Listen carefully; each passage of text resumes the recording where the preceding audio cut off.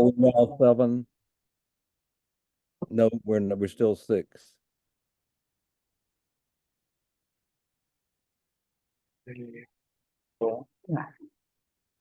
Five in person. 4 full board and 1 public member here in the room, Chenault. We have how many there? 4 full board members and 1 public member in the room. And so that I make 5 toward the quorum.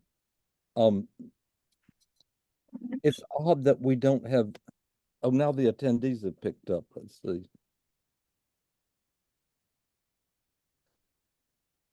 Eugene coming tonight? Speak of the devil. There he is.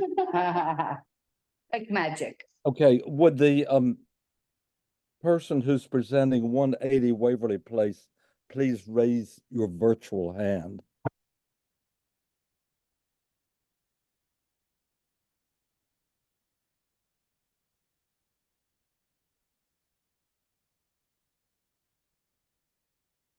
It's Elizabeth McKay.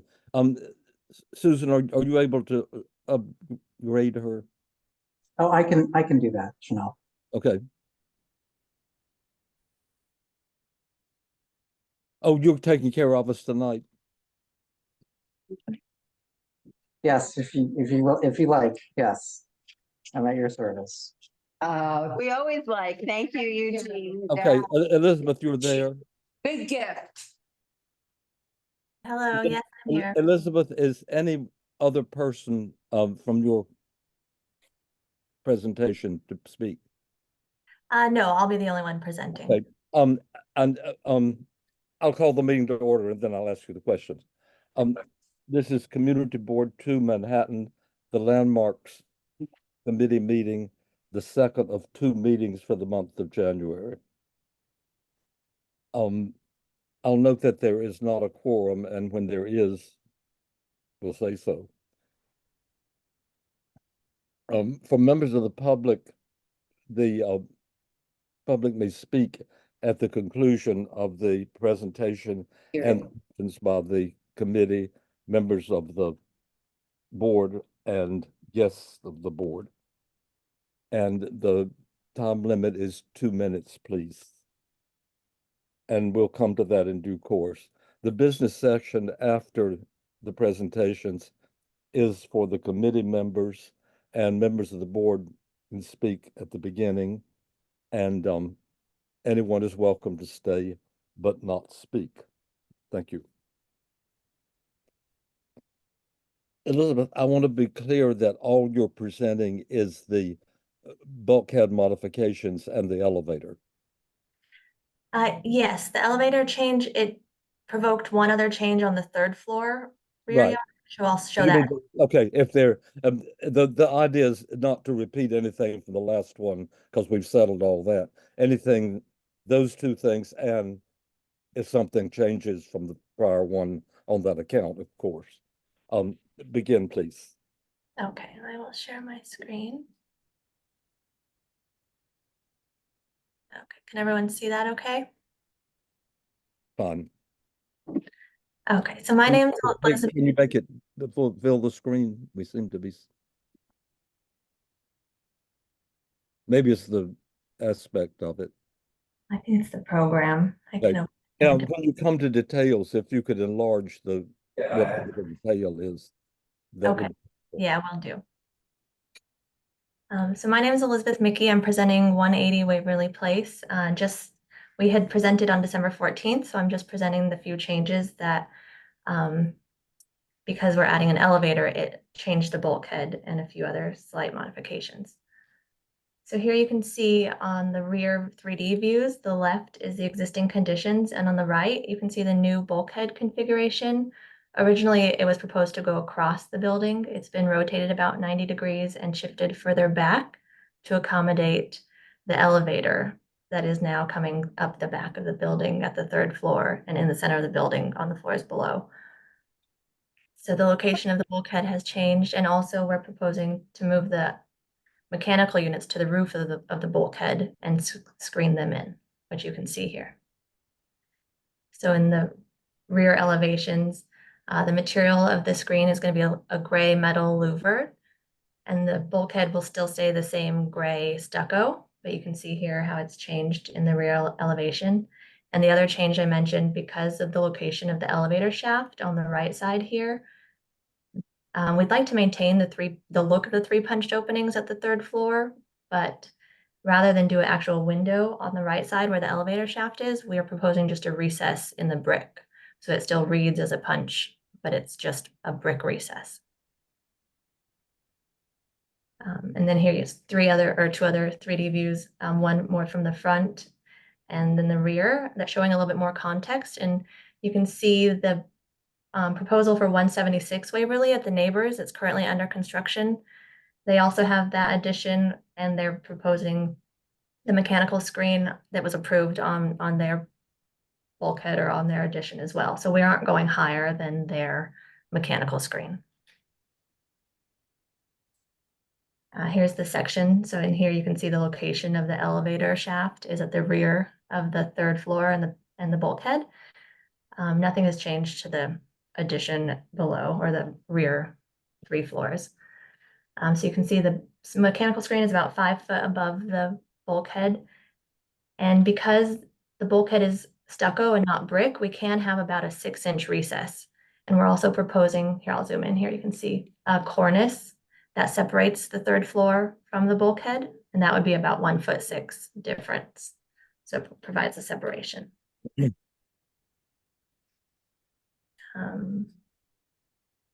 Here's the site section. So you can see the bulkhead and the mechanical screen aren't visible from across the street. We have lowered the chimney masonry from our previous proposal so that it is not visible from across the street, because before it was. That just the tip of the guardrail would be visible. Does it continue to be visible from an angle? The chimney? Yeah. Yeah, and I'll show you, we have the revised mock-up, but just slightly, yeah. So here's the proposed plans, just so you can see the elevator location is tucked behind the stair and at the third floor. It's at the rear, back there. And it's the ideal location for the elevator to keep the circulation combined. And we've tried a few other iterations, but this was the best for the room configuration. So here's we did do a revised mock-up with this new bulkhead configuration, and you can see also the mechanical screen on top. The visibility from the south hasn't changed, but from directly across the street, you can no longer see the masonry of the chimney, only the chimney flue. And you can see just the tip of the guardrail at the roof. From around the corner on 10th Street, you can see through the tree a little bit of the orange, which you could have seen in our original bulkhead proposal as well. The thing that has changed is in 3B, this image, you can see a little bit of the mechanical screen right here. And it's just for that moment between, you know, a few houses down, and then at the corner again, you don't see it. So on 3C, all you see is the flue of the chimney and a little bit of the railing, and it is through the tree, which you can see through right now. The other visibility that changed is from the northern approach.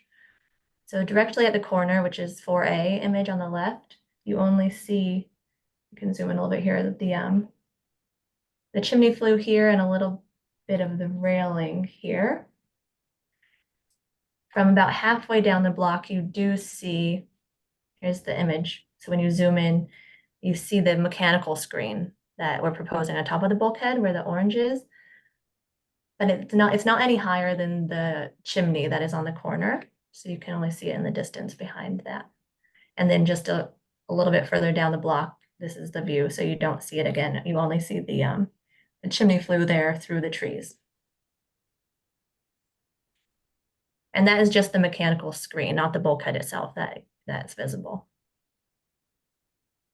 So that's really sums up the changes that we're presenting for the elevator. If you have any questions. I'm sorry, the chimney is less visible or more visible? Less. The chimney itself is less visible. Okay. yeah, we brought it 2 feet lower than we had it originally. Okay, are there questions from the committee? Brian, please go ahead. Yes, notice that on the rear windows that everything seems to be very slim framing or trim on those. Is there anything remaining of any original windows and headers and sills? On the 3rd floor, Yeah, well, mostly on the 3rd floor, although it's reflected as same type of window on the lower floors. let me go here. So the 3rd floor, we are raising the roof line because these windows are very small and the ceiling height is only 5'10" right now at the rear of the building. So we are raising that and doing new windows. We're trying to maintain the rhythm of the 3 punched openings at the 3rd floor, but the windows themselves are new. Yeah, I see that there's nothing of any historic material left on the rear elevation. And it's just unfortunate that the windows are nicely placed and sized. But the trim around the window opening is so modern looking that really loses a lot of the character. So I wondered about that.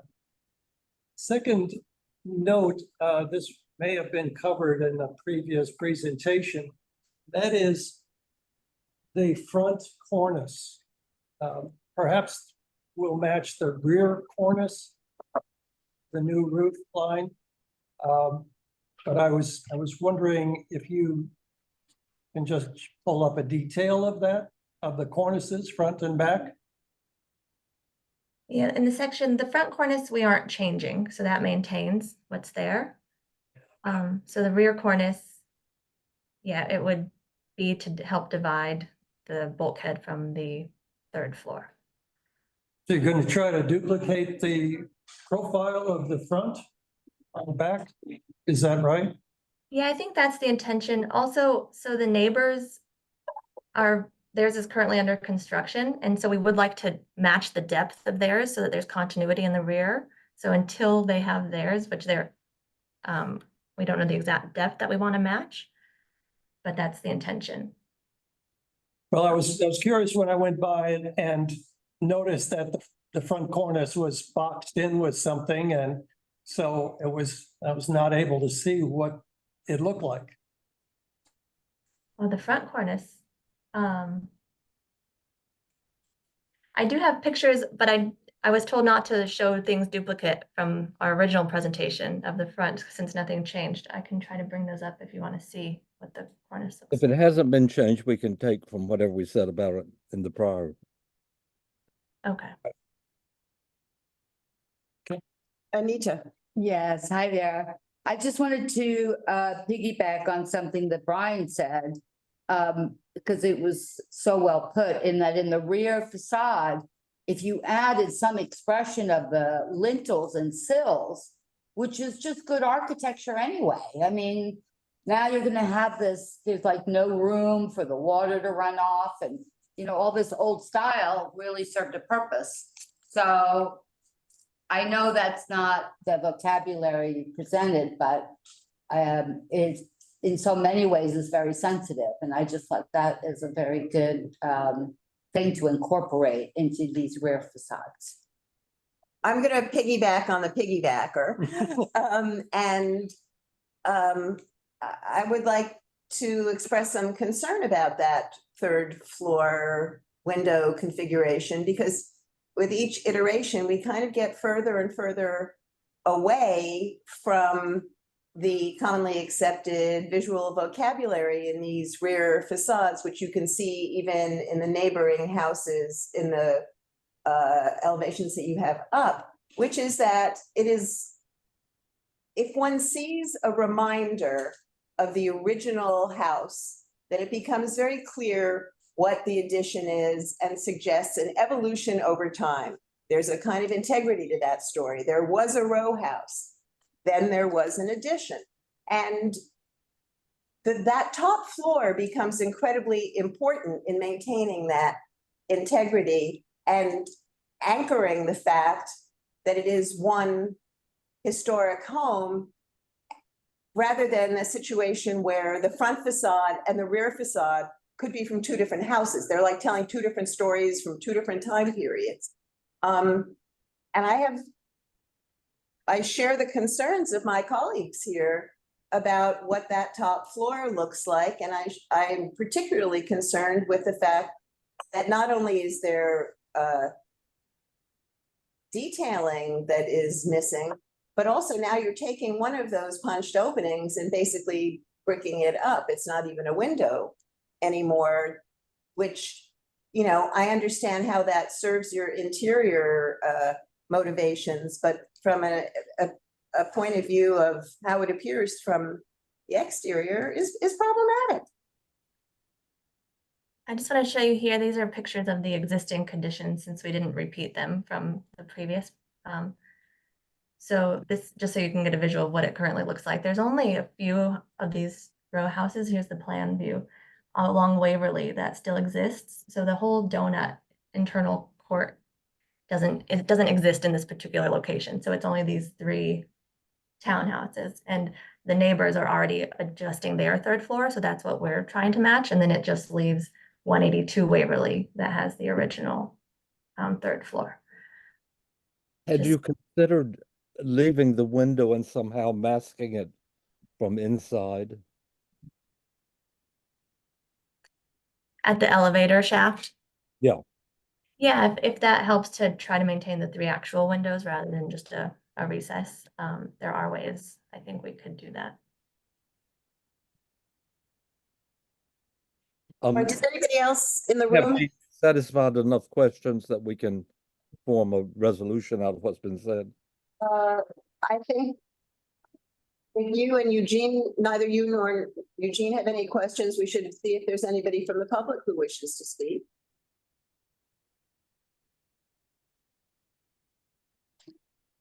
I do not see any raised hands from the public.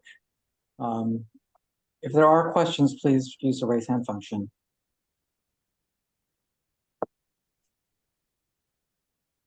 Okay, thank you very much. We'll go on to the next application. Okay, thank you. Thank you. Application is 121 Waverly Place to replace 1/1 double hung windows in kind at existing openings of the front facade. I'd like to ask, before you make the presentation, did the landmark staff give you any idea or guidance about why this needs to come for a public hearing?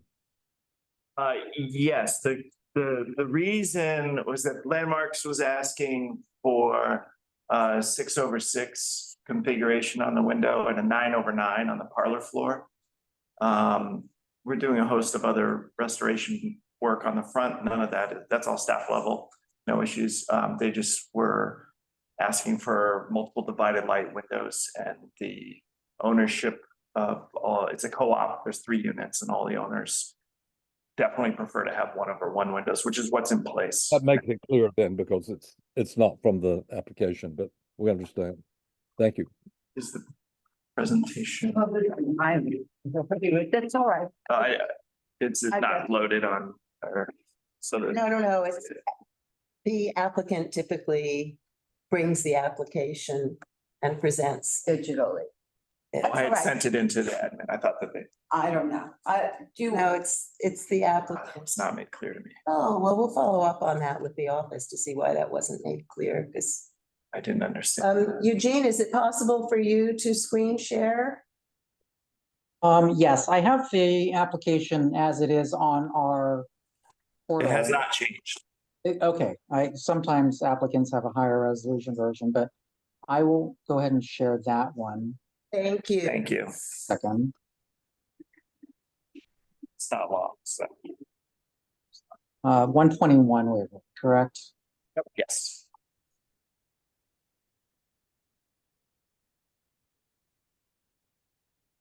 Okay, is that visible for everyone? Thanks. Thank you, Eugene. Okay, Start with your name. Yes. Okay, my name is Darren Crumpus of Borough Architects. and I'm here representing the ownership of One Waverly Place. It's a co-op, a 3-unit co-op. And the co-op is undertaking a facade restoration project, including repointing brick, restoring the brownstone base, and among other basic repairs. And we're here today to talk about the window replacement only. There are other items, as I said, are staff level approval at Landmarks. Landmarks had come back to us with comments saying they would like to have seen a 6/6 window on all the windows, except for on the parlor floor. They were asking for 9/9 subdivided windows. As I already said, the owners would prefer to keep it as a 1/1 configuration. The existing, maybe we can go to the next. Well, actually, in this slide, you see, I'm sorry, go back to the first slide. On the right there, that's the 1940 tax photo. It's a 1/1 configuration at 1940 at least. And on the left is a designation photo from 1968, 1969. Okay, next slide, please. The current configuration of the building is in pretty bad shape. As you can see, there's been deferred maintenance for 30, 40 years. There are currently you see these large wood shutters that are really just plywood that are screwed to the building. Those were there at the time of designation. Landmarks has asked us to possibly remove them. They're totally fine if we take those off. They're not operable and they're not original thing. The building didn't have anything quite like that. So we're proposing to actually not replace this. We are going to remove this. And then you see the base of the building, the brownstone has been painted. It's in terrible condition. We're going to repair that. And the brick needs a lot of work. The lintels and sills, which are galvanized metal, are going to be repaired and restored. And the cornice is going to be painted.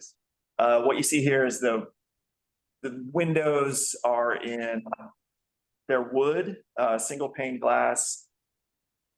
They date, I'm assuming they date from 1960. The building had its stoop removed in 1960 as part of a major alteration, from what I can gather from the Department of Buildings records. And that would explain probably when the shutters were put on and the original first floor parlor entry was converted to a window.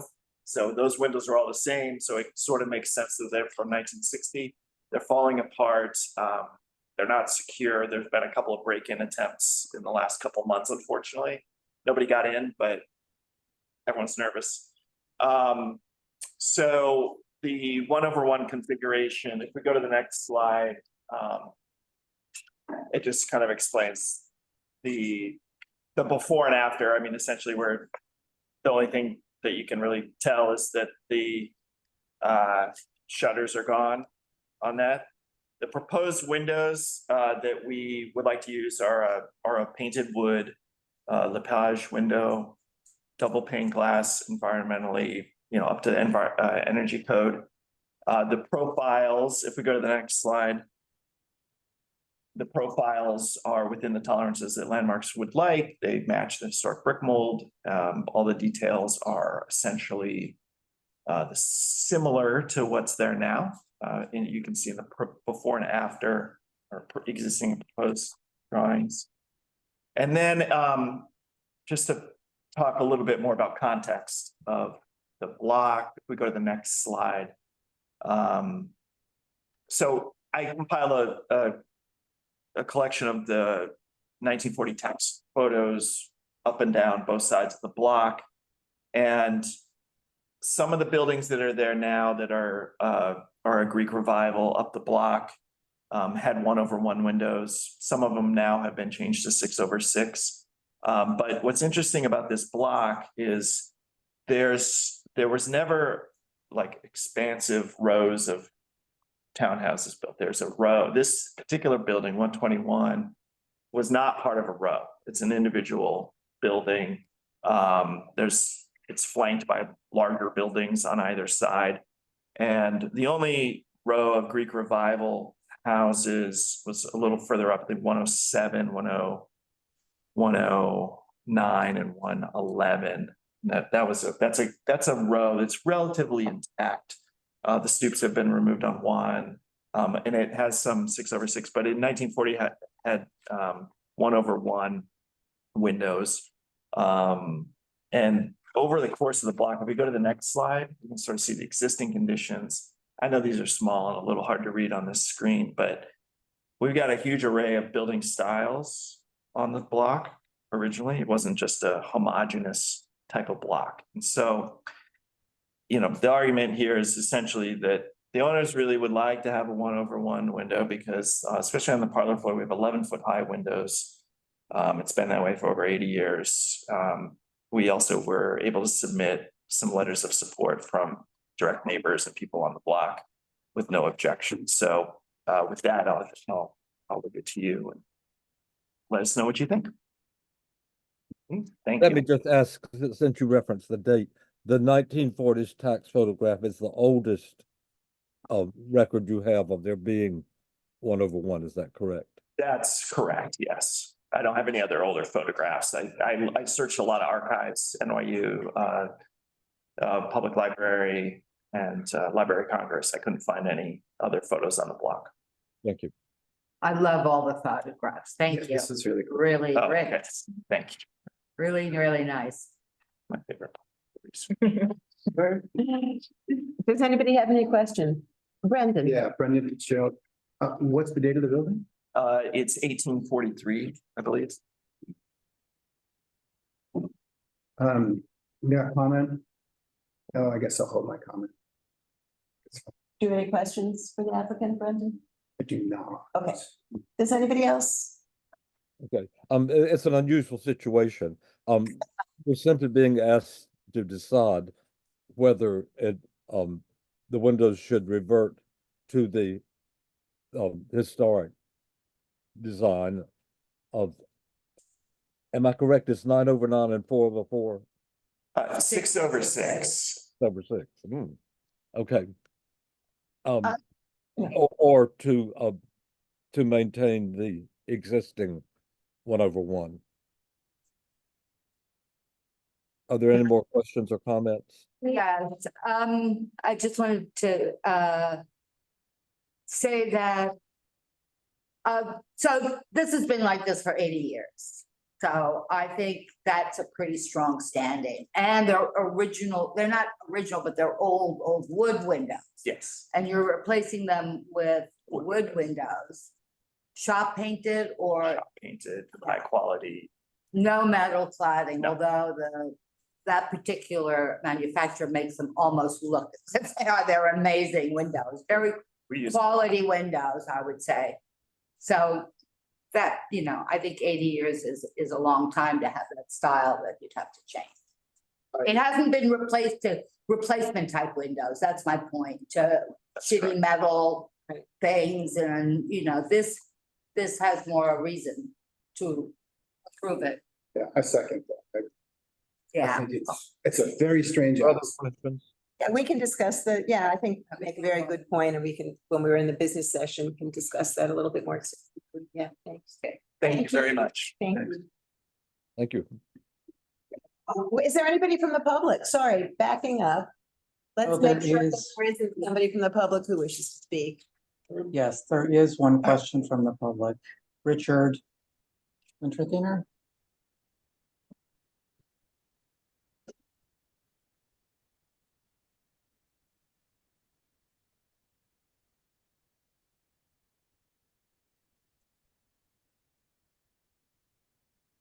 Hi, Richard, you can speak.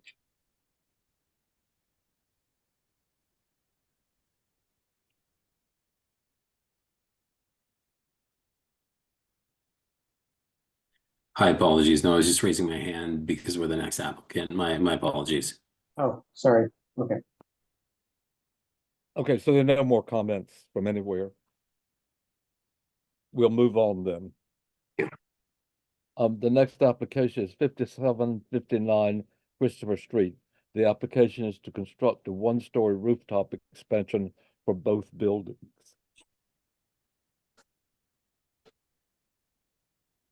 Hi there. Yes, I'm Richard Ozzettino with EDG Architecture and Engineering. I will be presenting on behalf of our client for this location.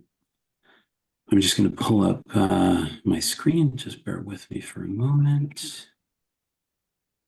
Okay, here's the presentation. Okay, can I begin? Yes, please, thank you. Okay, thank you everyone for your time. I appreciate it. So this is 759 Christopher Street. We are currently doing quite a bit of work on this block, both 51, 53, 55, 57, and 59. But as part of the work for 57 to 59 Christopher Street, this is for an application to increase some height at the fourth floor at the front of the building. And this is located in the West Village right here, just along Christopher Street. Here's the district map, Greenwich Village, and here it's just at the corner. Excuse me, Richard, sorry to interrupt you, but we're seeing a blank white screen. We're not seeing your. Oh, you are? Okay, Post. Apologies. Let me see here. So when I go share screen, let's see here. Apologies. Should I go to advanced, or it's just coming up as let me see, does this work? Can you see my screen now? There you go. Now we're good. Thank you. Okay. All right. No problem at all. Thank you. Okay, I'll begin again. So this is just a front line drawing. And again, when you come to details, if you could enlarge the portion of the slide that you're speaking about, it would be helpful. Absolutely will do. Yeah, I'm just giving a little bit of a preamble here of the two buildings built in 1853. This is just an overall aerial map of the area in the village, and this is the corner at Christopher Street and 7th, 59 and 57 there, bounded by the color square. And here are there's a front shot on the left here, and then a rear shot off of 7th Avenue South, just right here. So this is 61, which is the wedge. You can see it here on the left, and then it's the first two buildings there. And then at the rear, can you see my cursor? Yep. Yes. It's these two buildings here. You can see the KX duct coming up the back on 59, and it's the three windows, and then 57 are the other three windows with the chimney just at the end there. Just to be clear, the west wall is sticking out behind the duplex building, right? Correct. Yeah, there's a bit of a chamfer with some knuckling brick in two instances that rake up, and then it comes in at an angle into the duplex building at the corner. Yes. Interesting. Weird angle. Yeah, it's a very peculiar angle. Here are just some historical photos that you can see. So 57 and 59 and the Franks and Spencer just at the corner there, which is going to be the 61 in the future. And then there's another shot looking westward, and you can see some boarding down below just at the corner, but it's the two buildings right here side by side. And then I've got another shot as well there. Some great photos. Show it in its early state, and they've largely remained sort of unchanged. Now, part of the reason for this application is that there was a fire which did a lot of damage at the roof, extensive damage throughout both buildings on 57 and 59, which precipitated us sort of looking at this in greater detail with our client. And there's a repair program also underway for the facades. And so what we wanted to do, you can see here on the left, this is the existing building section. And you've got the first, second, third floor, fourth floor. And in the rear, it's a full apartment height. But in the front, there's a crawl space where you step up and you have this sort of crawl space in the front, and then the bulkhead you can see above. And so our intent, because a lot of these joists and the structure was damaged, we wanted to, as part of the rebuilding, was to make use of that front crawl space. So we brought the floor all the way through, so it's a flush surface, and enlarged just the front area just to pop up a little bit. So we kept a little bit of the storage area in the front and set it back a little. And then you can see here, you know, we've angled upwards with a little bit of a curb, and then the bulkhead, and I do have a composite which I'll show in a moment. So we've increased the height a little bit at the back, but we wanted to slope it A at the front and then B at the back at the bulkhead, just to reduce the overall on 57. And then the back parapet comes up a little too, as you can see right here. The darker boucher is existing, and the diagonal hatch is everything new. And then you can also see the stair just pops up going to the north rather than at the south, so that you would exit actually further back rather than closer to the front. And then the next slide shows a composite image of that. And so you can see the colored line indicates what was previous, and then what is new is the dashed behind. And as part of this, which isn't part of this application, but there's just extensive repair throughout the stairwell as well, just to get everything more up to code. So that's 57, which is the third one in from the corner, and then this is 59. So again, on the left here, this is the existing condition with a high bulkhead, and that's that KX duct here that you can see coming up and over, and that's the original bulkhead. And we're not actually touching the bulkhead at all, but again, it's this front condition. You can kind of see the crawl space here on the left with the step up. What we've done is now just again brought up that little bump up here with an angled front with a small little parapet and the railing, but largely the bulkhead doesn't change. So it's essentially matching what's happening on 57. So there's a continuity between both. And then in order to make the height differential for access to the roof, we've just jogged the stair a little bit. And then the parapet again, because they're connecting in the back, as you saw in the image, they connect. We increased the height of the parapet here. And I'll show that in some greater detail and in some further slides. And then here's again another composite just to sort of show you in detail the comparison of what exactly is sort of changing. So that's the existing. So it's this portion here that's now increasing, and then of course back at the parapet. And the next slide shows the existing front elevation. I didn't hear clearly. Oh, pardon me. Is being increased in size, or this activity is within it?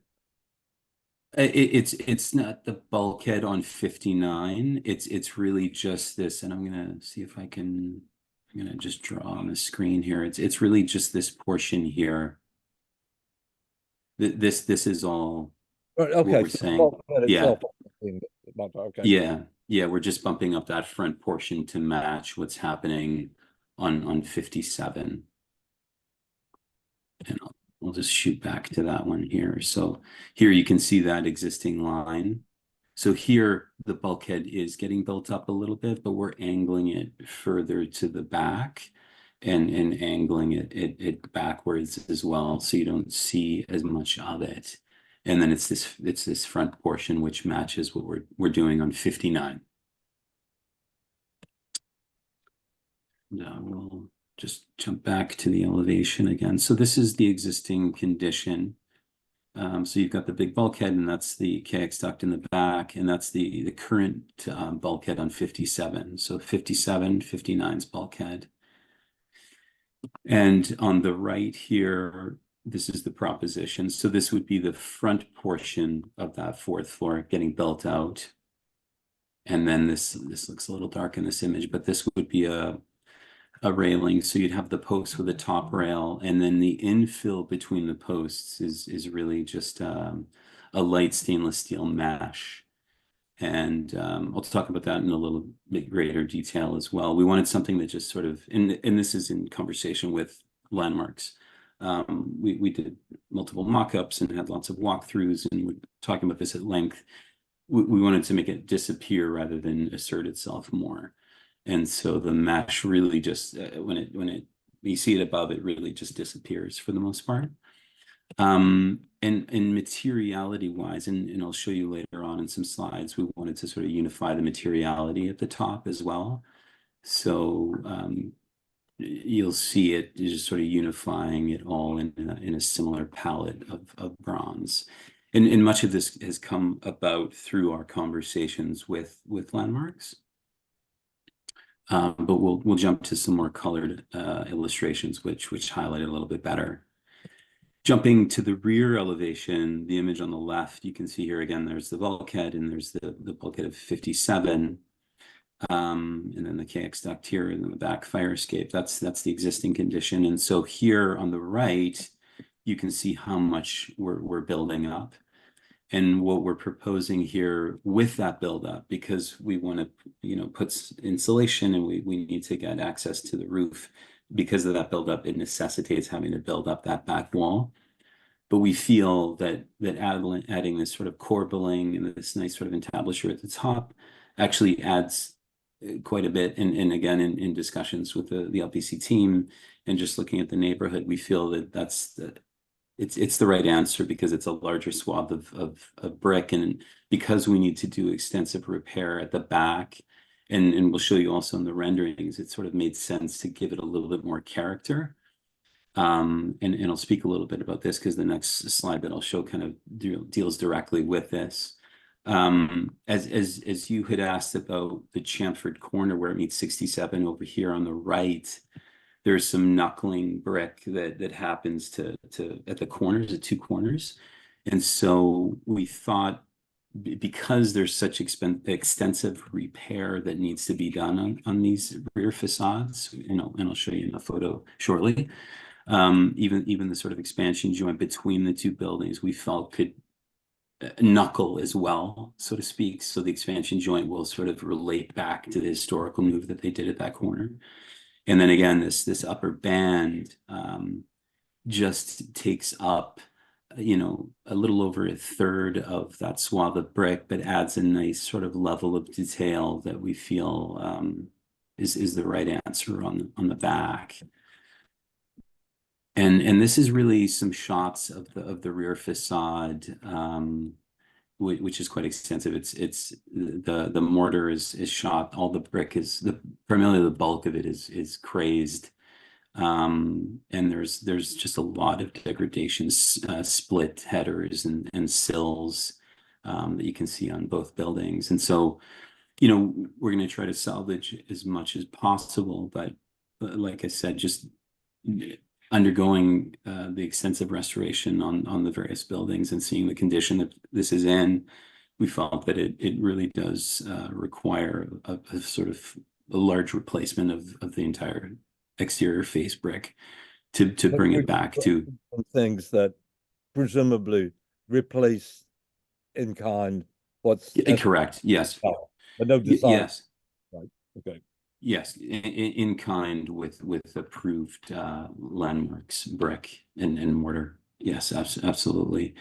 And as part of the rear facade repair, all the windows will remain as is and be restored to their original condition. And so now we're just going to go through some street site view studies. So for the mock-ups that we did, we looked at just 12 locations around the neighborhood, looking at the various angles of the two buildings. And I'm going to run you through those. You can see the 12 positions here around the neighborhood. The first one here, this is the cone of vision just across from Christopher Street Park. This is an existing photo. You can see the condition in the fall here down on the bottom. And then here is a mock-up photo where you can see the rail along that edge. And then we've done a blow-up illustration just outlining it here in color above. So what you would end up seeing is the railing in this shot here, from across the park in the view. In this particular view, this is down the street, also in the Christopher Street Park, looking at the building. We're currently, as I mentioned, doing some restoration of 55, 57, and 59, and so there is some hoarding up and some scaffolding and stuff. So what we've tried to outline is what you're going to see visibly here, and it's really nothing is visible from that point of view. The next shot, though, number 3, just at the apex of Grove and Christopher, which is further down here in the image, you can start to see a little bit of the bulkhead in that image, and you can see the blow up here. You can see it just the raking end of the back end of 57's bulkhead. Moving on further across the street, number 4. Again, this blow up, you see again just a little bit more as you turn the corner. You'll see a little bit more of that bulkhead from a further distance, and then a little bit of the front railing, which you can see there in yellow. And then the next image is from just the corner of Christopher Street Park at where it meets West 4th. There's the image on the bottom left. And then here you can see the mock-up image, and in that we've ran some 2x4s and tape across, but then outlined it. This is essentially what you'll see raking across that proposed railing at the top. And then this is now just a little further down the street. Again, here's the mock-up. You can kind of see the angled frontage, and then that's the railing above. This bulky portion in the back is really just to indicate we're having to close in that shaft. So that's not indicative of what's happening in behind. But this image does show you, again, a blow up of the windows that you would see from a distance, and then the guardrail above. And then again, further down the street. Now this is at the corner over here in West 4th. This is behind the trees. So you can make out a little bit behind the bower of trees. And again, in this photo, there's even less foliage. So you can start to see it through the breaks in foliage and whatnot. And we just did a blow up of, if you know, it was bare of all foliage, you would be able to make out a little bit from that vantage. And then again, down here, even further down 7th Ave West, that's the existing condition. And then you can start to see the top end of that parapet with the guardrail. And then again, there's just a little blow up of that as you go down 7th Avenue. And then again, this is now going further down Christopher Street at that corner. So this is the existing shot. You see a little bit less down there. You know, you can make out a little bit of the top rail there. And it's highlighted in the blow up. And then of course further down Christopher, the viewing angle is such that you're really not making out anything at the top anymore. And again, position 11, same thing. There's really not much you can see. Jumping to position 12 though, up on 7th Avenue West across the street on the rear facade, which is here. You can see again the rear position, KXL coming up, existing railing and so forth.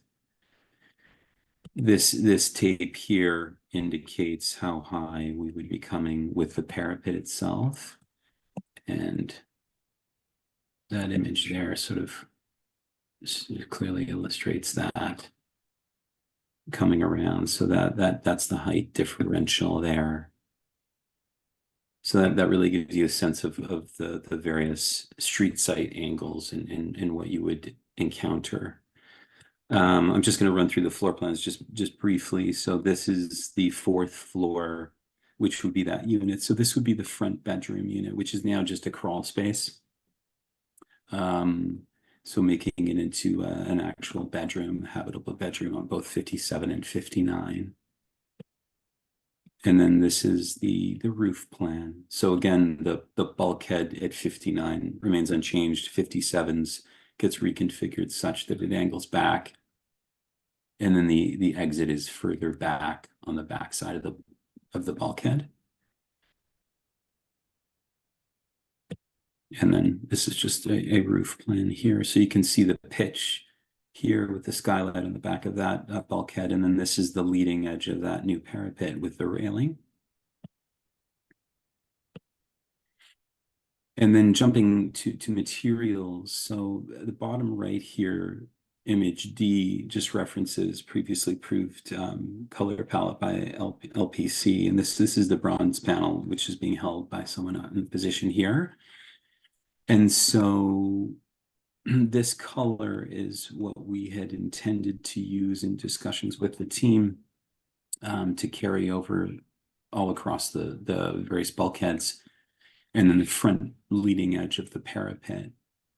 And then the guardrail itself would be something like this down here that you can see, again, just a simple bottom top rail and post. Pardon me. And then you would have a mesh in between. And here's just a blow up of something, what that would look like. And we'll show you in the renderings as well. Largely, it just disappears. So it's very just sort of diaphanous. We didn't want to do glass for various reasons, glare and otherwise. We felt that mesh would accomplish some of the goals and also be something less intrusive. This is a standing seam, image of standing seam, which now when I'll jump to the renderings, you'll see.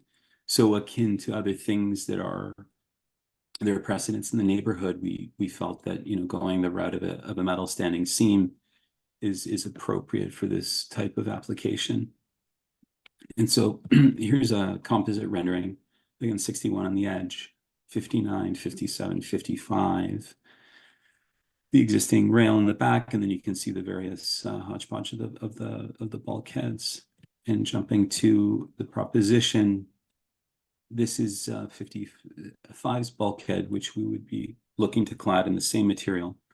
But this is that leading edge where we're popping up. And then 57's bulkhead and 59's original bulkhead. And then the railing that wraps around the upper portion. And that's a view just from across the street in the park.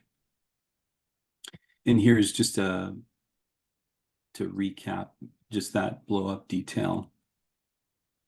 Thought to just give you a little bit of an understanding of what that might look like graphically. So the new structure, and again, all of this degradation from the fire needed to be replaced. So we're going to do a light gauge structure to come across, and then essentially just rake at a 12-degree angle. Pardon me, apologize. Back, that's that leading edge of the parapet to come up. Is it the sort of smallest cap that we can look at just to wrap the top of the standing seam? And we could look to adjust that, but we'd like to shed backwards to our roof and then just have the railing kind of tie down back to the structural deck and have just a paver on top of that. So we can look to kind of adjust the top of that parapet, but we wanted to make it as minimal as possible. And then the windows themselves would just be in line with that 12-degree raking front. Here's another just angle further down Christopher Street of existing and then proposed. And then again at the rear, just wanted to zoom in here on the existing. And again, that's that knuckling brick that kind of is on both of the chamfered angles and the lower portion there. And then jumping to what we would do as an increase in height with the parapet wall, we'd introduce this sort of stepped corbelling, which would wrap and then end at this corner. And there's a little blow up of an example. So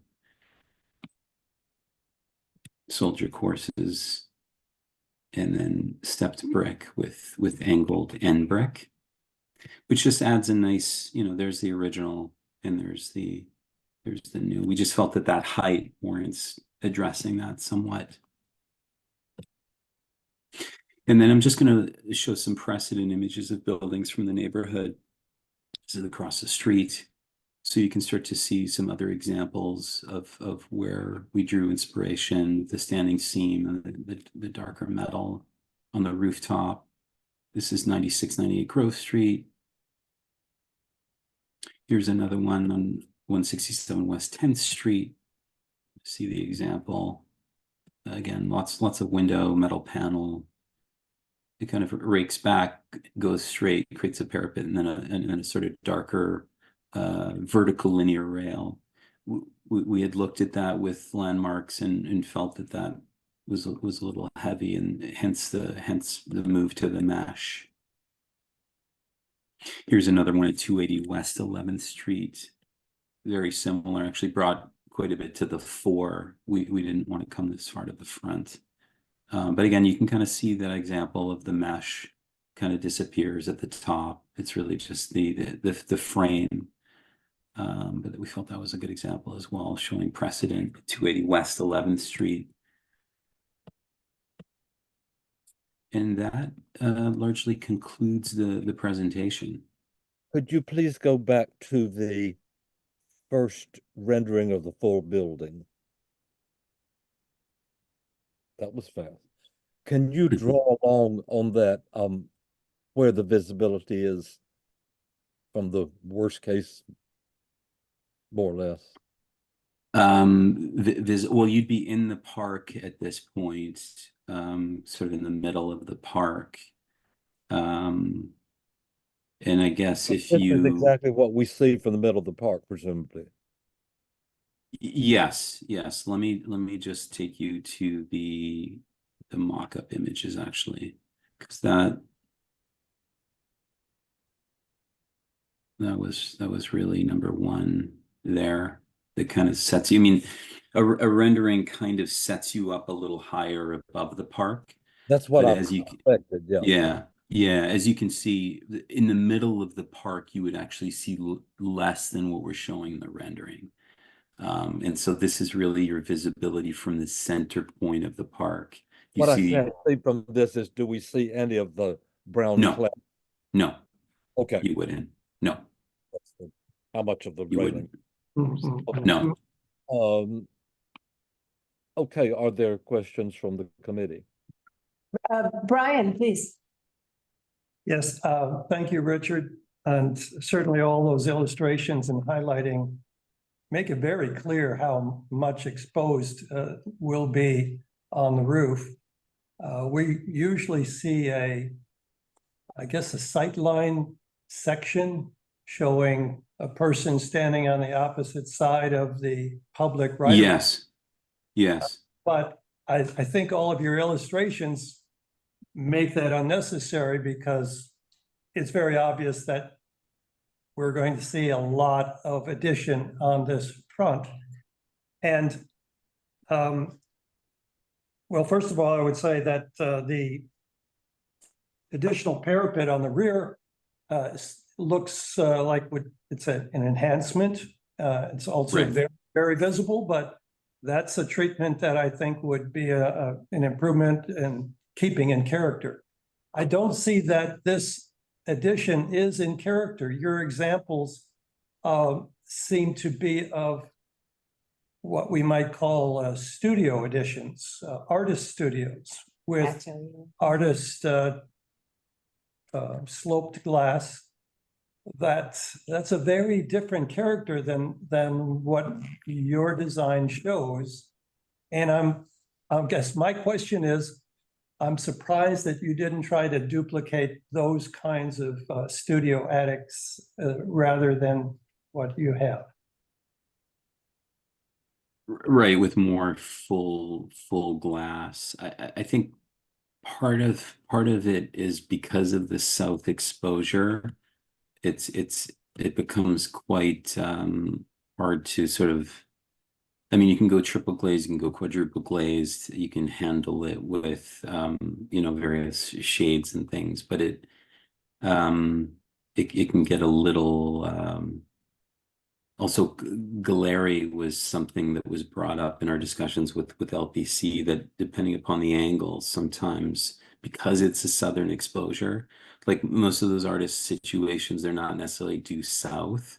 And so they felt that when the sun's hitting it, you're going to get some glare for the neighbors, maybe into the park. And so we wanted to also, obviously give the rooms enough of a window, but not so much that it becomes a lot of glass. But that was sort of the thinking there. Okay, and then also in windows, did you say that you are simply restoring the existing windows, both front and back? On the facade proper, correct. Yes. Currently the front facade is under restoration, and the back is part of this program. And as such, all the windows will be restored in kind. Okay, Restored or, sorry to interrupt, but I think But the this is- question is restored or replaced? Restored. Or replaced in kind. Restored. So Restored. Thank what you. kind of windows are they now?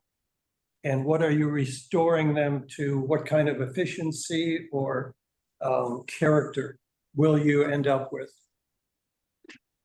Well, when you look at these windows, it's really keeping the style of the 10 and the 10 on this particular building on the front, and with the transom here on the second floor, with again the 10 and the 10, and then again the transom with the 10 and the 10. So everything will be restored in kind on that particular facade, and then at the rear, these will also be essentially restored. We're not replacing them with thermally efficient windows or anything like that. We're simply going to restore the windows back to their original state, we'll say. And have those been approved by the staff? Yeah, so a portion of And they're not in this. the application. No, a portion of this is in a separate application.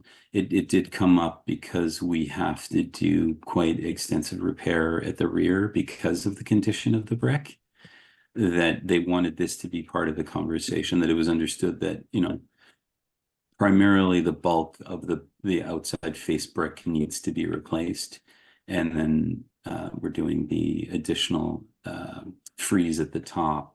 They wanted to include it in this evening's discussion. And if you would bear with me, one other Are they point of asking, windows, just a moment, please. Are they asking us to have an opinion about the restoration and the windows? They wanted it to be tabled so that it was understood that the rear is undergoing. Okay, so it's to inform us, not to ask. Correct. Okay.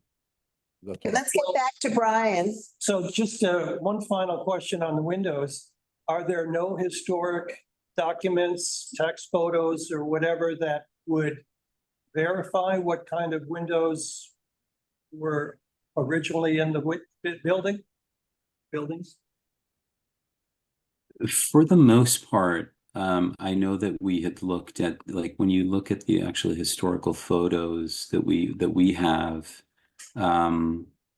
you can kind of see, the transoms are in place, and the paned windows. In this case, you can see you've got the 10 over 10, and then you've got the transom here with the paned windows. So we're not really, we don't have any other documentation showing that they were a different configuration. What there is, from what we understand from these 1960 photos and earlier. This one here, I can't recall. I believe this was from the 30s. it's a little bit blurry, but these are the only photos that we have. But these ones from the 60s are largely really what's extant today. I believe the older photos don't really indicate anything that's too far off from that.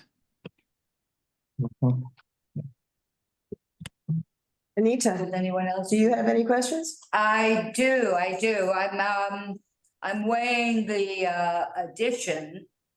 And I agree with what others have said that, and I know that it's a very hot, skylights are not always a great thing. Although right now you have like 3 punched openings. That's a very modern vocabulary, this kind of square skylight, and it really ruins the illusion that you're starting with. And I think there's probably, you know, smoke and mirrors is okay. You could make something that brings back the memory of these artists' studios. Doesn't that they have to be actually operable or glass even or whatever. I'm just saying it gives you a reference. It's a good selling point that it looks like that. The other thing I would say is it looks to me very like aluminum clad kind of thing, if I'm maybe misspeaking. But the main concern I have is that pitch is that 12 degrees is so minimal that it somehow in the field is going to get straighter, and before you know it, there's no pitch at all. Yeah. So I would say pitch it more. There's no reason why you couldn't, and get it out of the way, and you'll have yourself a easier to swallow project, I think. Less invasive of this and you know, these projects are difficult in the village because there are so many ways that streets are not straight.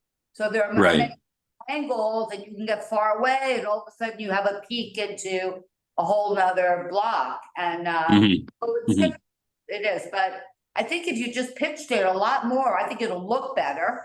Okay. And I think you just have to salvage a little bit of that, whatever it is above. What are you using that for? A little step out thing? Is that a roof deck above? Yeah, essentially that's just the occupiable roof above. Oh, you have other roof spots, right? Yeah, but no, but yeah, I like your point. I mean, you can certainly look to kind of pitch that even more, and then maybe even look to reduce the overall height of that. Yeah, and then maybe make the room higher. I mean, that's a crappy little outdoor space that gets dirty. Whereas maybe you could make something, more dramatic if you don't have to have that access. I mean, I'm just saying you could make it more dramatic even for the interior space. Right. It's all money and you're spending it anyway. This is a good time to do it. That was my comment. Yeah. I have a question. I think I may know the answer, but is the reason that the mock-up that we're seeing isn't a kind of conventional, orange construction net, safety netting mock-up because of the degraded condition of the roof post-fire? Or why aren't we seeing an easier to read kind of orange mock-up? We had originally, I mean, it's a great question. We had originally done it much higher, actually, truth be told. It was more straight and it was higher to get more headroom in the front bedroom. So the feedback, and we actually had the mesh, we had it all built with as you can see in this image, you can see the 2x4 construction better in this one. So this was always there, but this was a mesh, but we had changed the configuration. In fact, we dropped the whole thing by 1.5 feet, and then we angled it back even more. Sorry, Richard, just let me add something to this. So if you look at this image, the slender facade, we do use the orange mesh to show where the opening is, which is where the window is. and we do use orange mesh to indicate where the bulkhead is. But because it's in this angle, you don't see that very clearly because the bulkhead is so setting back. But we do have we do include a roof shot, which we should include a roof shot, so you can see it's actually we only use 2x4 plywood and an orange mesh and the yellow tape. That's the material we use. It's really big. Yeah. Yeah, Section. yeah. Well, and then also it's very windy that day when we take the picture, unfortunately, so it's that the yellow tape is flying in the wind. Yeah, yeah, and LPC had come out a couple of times and looking at things, and so we had we just wanted to make sure that we could get everything together, and so they said just use the yellow tape. So again here, just to kind of address that, you can kind of see the original line here. So we're talking about 5 feet 9 inches above that existing roof, but we are setting back that leading edge by about 7 foot, 5 and an eighth.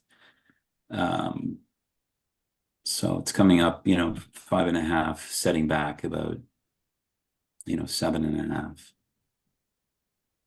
But Your question satisfied? Somewhat, thank you. Thanks. Anybody else? Anybody else have any questions? All right, Eugene, does anybody from the public have any oh, yes, I think Yes. Past Winter from Village Preservation should be called. Yes, I will promote Dina to panelist.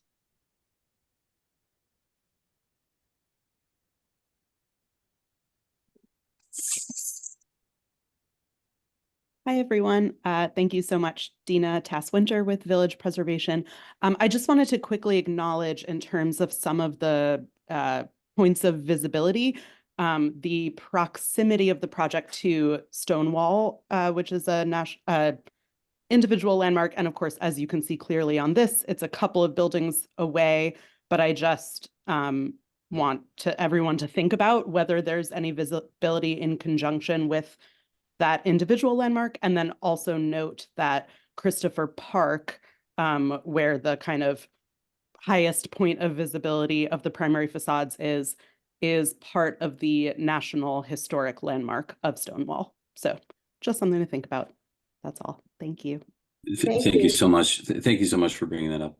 We are, in fact, we are the architects, designers of record for the Stonewall National Monument Visitor Center. So we are actually undertaking that work right now. So we're part of the Pride Live team. We're actually one of the founding members of the SNMVC Visitor Center. So yeah, you make an excellent point, and we are very, very cognizant of that and the importance of this whole site. And in fact, our client who owns all of these buildings is very much invested in bringing these buildings back to a state that is, reflects the neighborhood and reflects the importance of, making sure everything is tied together in the most, in a manner that's respectful and contextually important as well, and preserves those sort of relationships.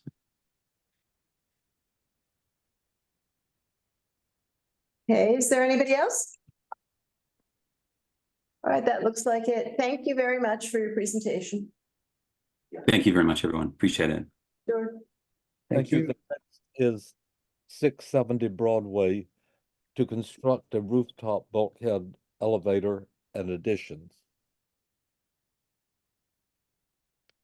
So I've promoted Derek Zemer for 670 Broadway.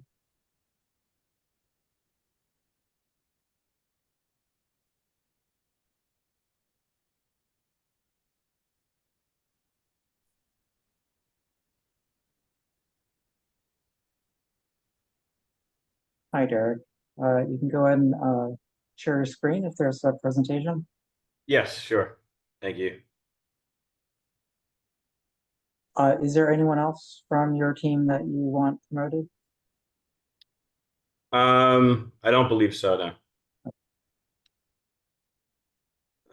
no. Oh, this is the Brooks Brothers building. Beautiful building. Beautiful building, yeah.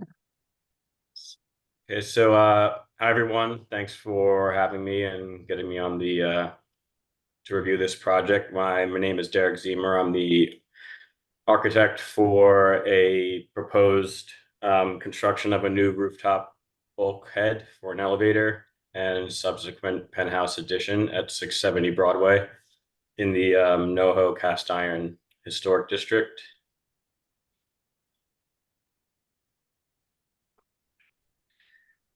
So for just general reference, aside from the historic photo on the first page, there's a to the left the tax photo from the 1940s, taken from Broadway facing the northeast. And right for reference in general, the NoHo Historic District map. It looks like the wayfinder is not print through or show up, but it's where my cursor is. I'll fix that. So just in a summary, I won't read through all this, but in general, what the project is. It's a proposed elevator bulkhead and penthouse structure addition as part of an existing alteration type 1 application to achieve occupancy on the roof. Why this is happening, why we need an elevator for the New York City Department of Buildings Bulletin for accessibility to the roof for occupied roofs, whether it's in any state, and the how I will go through, and I'm happy to go back here. But this has been a multi-year process to this point. We have done structural feasibility studies, including wood species testing on columns and beams to find out if there's alternate locations for this elevator, if the building can support additional loads in other areas, ultimately narrowed down to our current elevator location that is in the presentation. And as another note, which I'll highlight just for in general as we go, there is a new building code. The 2022 building code was adopted in November of 2022, which has new exceptions and exclusions to allow for the use of limited use elevators, LULAs, or in a old code, prior code buildings. So that actually allowed us to utilize a LULA instead of a full-size elevator that would have had a 15 to 16 additional foot overrun above the original elevator. So where we are now is our best location structurally and feasible, but also our best and I guess least offensive in terms of visibility and concerns to the public. So to start, just general zoning diagrams.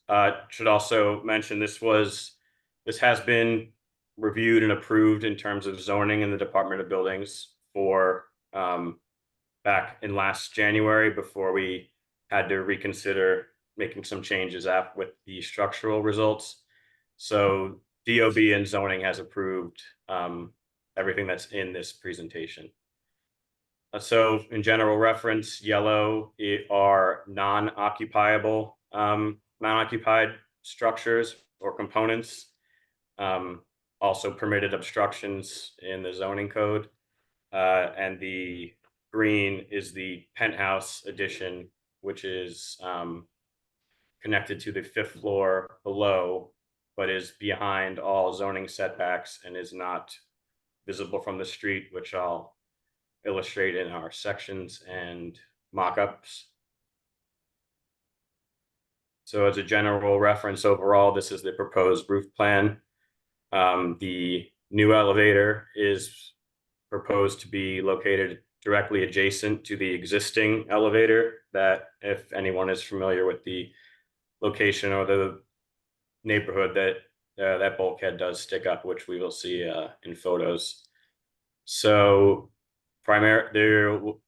the penthouse structure behind the setback is connected to the 5th floor below, and the balance of the roof area on the front between Broadway and bond will be passive recreation roof for use of the building occupants.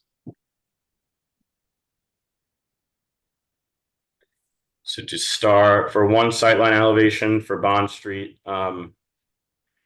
coinciding with the colors in the zoning diagram, the dark green, the dark gray would be the green conditions, and the light, or reverse that, dark gray are the yellow non-occupied structures, permitted obstructions, and the gray is the green of occupied structures behind zoning setbacks.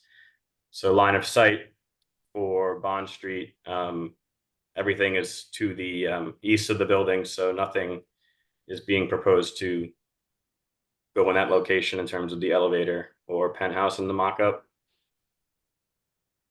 The Broadway elevation sightline, I'll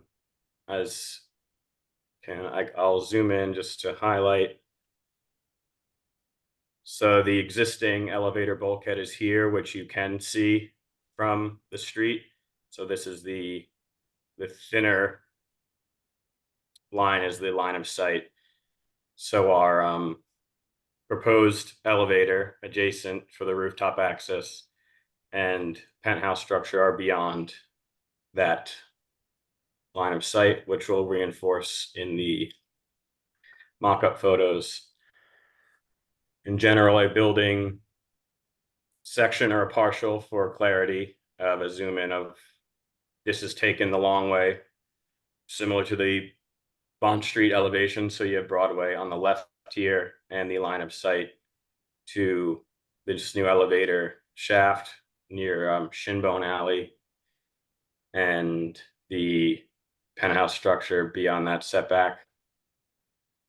Section taken the other way from Bond Street and zoomed in. So this does give a better illustration of the existing elevator bulkhead and its overrun for the machine room. This is the proposed elevator secondary to the roof and the penthouse structure beyond the zoning setbacks and behind the line of sight. For general reference, exterior wall sections. So we will see the mock-ups and the visibility, which is the primary concern of landmarks, and why I'm presenting to CB2 is the visibility of the elevator bulkhead from Lafayette Street. So the proposed conditions are matching the existing in kind of the visible structures, which is there's the historic brick and the coping and any other components, flashings, to be the slate gray aluminum to match everything that is currently on site. So just for reference of the mock-up at the roof level, for the means and methods and ease of the contractor, they utilized scaffolding since it was on the roof and wind concerns. So the orange netting is set at a uniform height. However, as you saw in the sections and elevations at the penthouse, which is the setback line here, is 3.5 feet lower than the bulkhead, but they built it to this height, and it actually just does help to show further that it's not, that penthouse structure is not visible even at the exaggerated height. And then another view from behind looking up. So I have references further in the presentation, but just in general, similar condition across the street at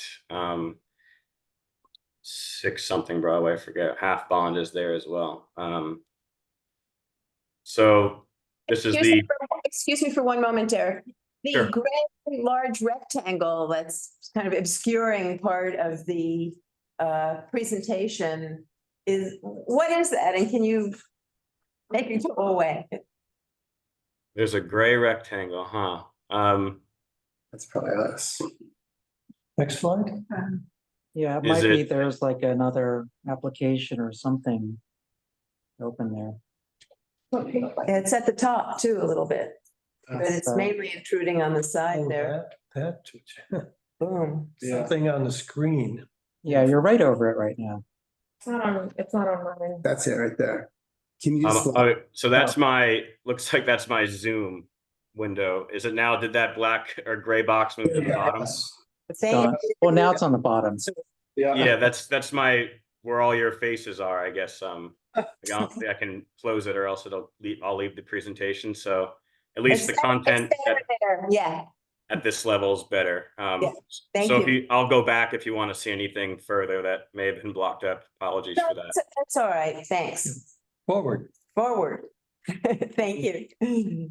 So this is the primary, and going back and forth with my preservationists, this was their primary view and their concern to not be able to approve it at a staff level, given its more than minimally visible condition for non-occupied structure. So this is photo taken from Lafayette Street at the southeast corner of Bond, where you can see I do have a enlarged zoom in condition. So the proposed elevator adjacent would cover those extents, which is about 3'9" and 4 feet above the existing elevator that's there in the brick and the gray aluminum trim. I didn't want to put the other old renderings in, but our past renditions had, the elevator extending much higher than that. So luckily we were able to take advantage of the new building code changes.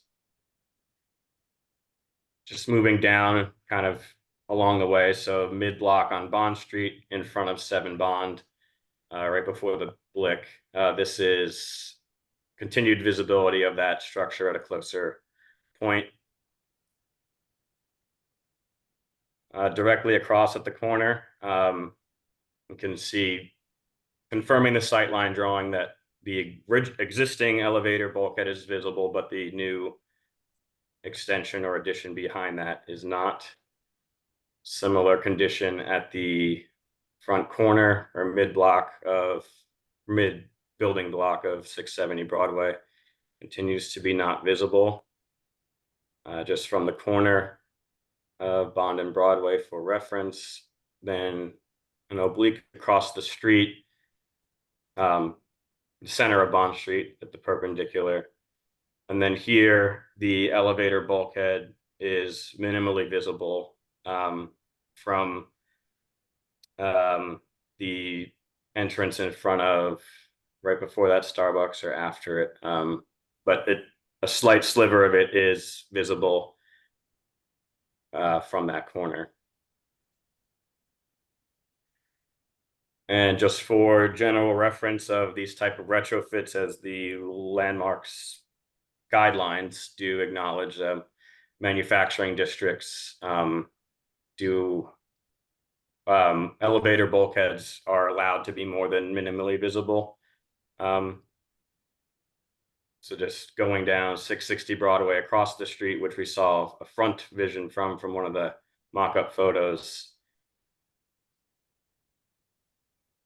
Little 1 block up on 5 Great Jones from this corner. It's a kind of a stepped condition, which would be similar to what the proposed is, of a lower portion and a taller, but not as tall as this, but similar arrangement. 31 Bond Street, a little to the east, further down, has the water tower, elevator extension, and chimney. All of these have matching components, whether they're built components of original or matching adjacent structures. 537 Broadway, I'll just keep going down just for general reference for Broadway going down. 514 Broadway has a like-minded thing there. Similar side visibility. And I chose these just to illustrate with my preservationist and speaking, maybe not for the landmarks presentation to the committee, best to show similar conditions. So it's not a primary facade, but it is visible nonetheless. And the 424 Broadway, which would be what our original proposal might have been to extend the existing elevator. But thankfully we do no longer have to do that, but this is continuing down, and similar here, another stepped condition showing 2 tiers, because we will be having a little irregular geometry, I guess, and it's not just one solid mass, but and that is the end. So I can go back if there's anything covered up. Could So you I do. please go back to the first visibility, the Lafayette Street one? How far away is this approximately? How far away is this photo taken? Yeah. Mm, Is your building halfway down the block? Yeah, Chanel, it's on the corner, the building's on the corner of Broadway and Bond. This is from Lafayette and Bond, so it's. so I It's I like, do have a photo key here on the map. So the yellow is our building, and this was taken from. Okay, yeah, that makes Lafayette. it clear how far, yeah, the spirit of the distance. Okay, Yeah. thank So you. Are there that's questions from the committee? Well, I just want to point out is that it's a secondary facade, but it is Shinnecock Alley, and those are very precious to us. I think they'll become more and more precious as time goes on, but that's all. And also, Derek, do you have a rendering of that configuration of the visibility of the elevator addition, showing the material? I do not. You did show the brick samples, but I just wondering how that was going to look. I can put that together, and that was a plan to have in for when I went to the public hearing to Okay. kind of Photoshop that in just for the visual reference on top of the orange netting. All right, so just for clarification, then my question is, the additional bulkhead for the elevator is going to be in this type of brick facade, matching the old elevator bulkhead? Yeah, so this is a photo of the roof now with the just put it in as a material reference. So the flashings and the coping would be the same gray matching, and then this brick would continue on. So you'd have the top piece would have the gray flashing, and everything visible from this corner facing Bond Street and this face to the alley are all in the adjacent brick. Okay. Derek, I'm looking at page 10, is there a window? I see a section of a window. What is that? Is that in the bulkhead? This is your page 10 of 26? 10. Okay, let me go there. Yeah, the third section, or this middle section. This is for I put all the wall sections in, but that's for the when there are windows in the penthouse edition for the landmarks, which is the same gray, and it's just for it's non-visible and it's at beyond the setback, but I have them in because the preservationist wanted to leave them there in case someone on the Preservation Commission had a inquiry about it, just despite it not being visible or being outside of the public view. Okay, thank you. And those are gray in color? Yes, any aluminum that will there'll be metal panels enclosure, which are aluminum panels, which will be the same gray for continuity, which is also just easy because it's there and we can get one matching color, and GC can do it all in one shop. Okay, thank you. Are there other questions? Anybody from the public?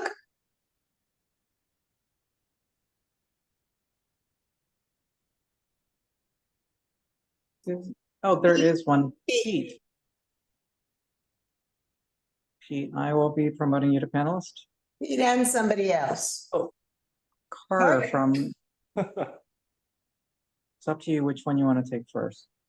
Oh, I control this or no? Okay. Oh, sorry, I was talking to, Got it. Susan. Okay, Since we've already got Pete, let's go with Pete and then we'll listen to Carter. okay.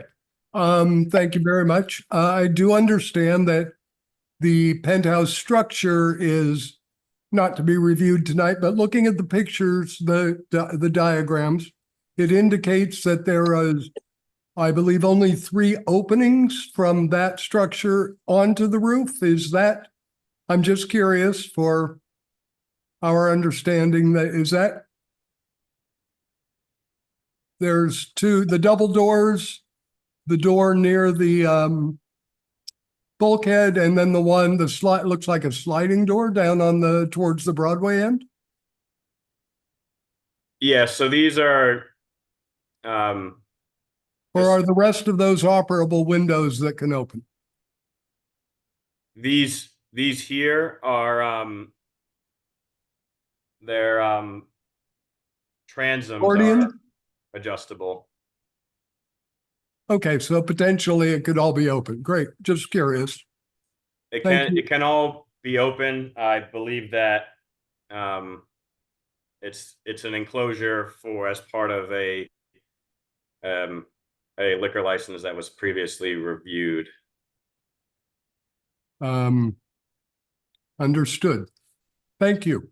Yep.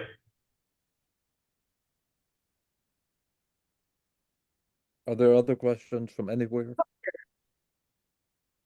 Hey guys, yeah, so I was just out here on the street and I'm looking at it and I noticed this earlier today. Is there any way that the new bulkhead could be matched up with the existing bulkhead so that they're more uniform? So instead of a stepped configuration. Correct. If that is of Or is there a limit? I mean, it may not be possible. It may not be possible. I understand, because you have certain height requirements, you know, to put in the new bulkhead, but it just jumps out when you turn the corner from the southwest corner of Bond. I had noticed it earlier today, that it's not as clean, so it becomes more noticeable. Yeah, so for that, if the existing elevator bulkhead, it's a 3.5 to 4 foot difference depending on the elevation. We could build a 3.5 foot parapet around the existing elevator bulkhead to match the new height, if that is I'll leave it to people on the committee, but preferred. I was trying to just, that could be done to align them, but I wanted to keep the street visibility as low as possible, or to 0 if you're on Broadway facing it straight and not the side oblique that is the concern. So when it's set back, we do have the step configuration, but just aligning with whatever else is in the Soho district and the neighboring NoHo district and neighboring Soho and Tribeca below. Having these step things are naturally occurring. These are 2 elevators, but in most cases it's an elevator with a stairwell or elevator with an MEP screening. So I did not believe, and with the input of our preservationists, did not have an issue with these stepped. Derek, could you show us a roof plan again, please? I don't know if you can see, Brian, but I'm actually on my camera view. I'm standing on the corner here. Yeah, I see that. Yeah, That's why I wanted to see the floor plan of. Got it. Yeah. And So- I'll leave it to the committee. Otherwise, I think that this is a very nice job with the setbacks. It's not visible. That's the only visibility. And I had noticed this today, just when I was walking up and turned the corner and Okay, looked up. we And understand. so- Thank you. It might be helpful if someone that has hosting, whatever, make Carter's image larger so that we could see it here in the room. Let me see, or maybe I won't show up on my, let me see if I can. Or Eugene or Chenault, if you could pin, maybe take off the share screen and someone would need to pin, I can do it on mine, but. I mean, I don't know, Valerie, if that's even necessary, because I think that the applicant has really demonstrated that the stepped kind of configuration is consistent with. Yeah, no, but thank you. Thank you. Does anybody else feel the need to see it bigger? No. No, okay, but thank you for bringing it up. Yeah, and I just wanted to confirm, Street, Carter. That's- Everything's garbled all at once. Could people speak one person at a time? yes. Fine. So I would thank you for confirming that the wall against the party wall lines up. Bulkhead existing, bulkhead new, lines up on that party wall. Now you can step back. Yeah, so this shape, that U shape, it will be all clad in brick. Anything was shown to be visible from the street. The Lafayette side, the Bond mid-block, and then the little sliver from the southwest of Broadway that I had shown would all show in the gray aluminum and brick material. So you're barely showing the existing bulkhead in this drawing. Yeah, it's grayed out for just to That kind of whole show. corner, right? I didn't even read that in this It's drawing. grayed out to make sure the new sticks out, because it is a pretty dense roof with the Equinox equipment, and so Yeah, it's, but we're only talking about this corner. I mean. yeah, so it's this rectangle here. I see. Okay, I didn't see that. Thank you. But and finally, about all this visibility question, is your representation that it's typical or even less than typical of the district? My position in showing those things is to illustrate that it is a typical condition, but I only went through the summary of it in our process because it at one point was more visible than the district, even though LPC guidelines say it's permitted at staff level to extend an elevator. It would have resulted in a much more historically and visibly aesthetic offensive condition. Are there other questions from anywhere? Okay, thank you.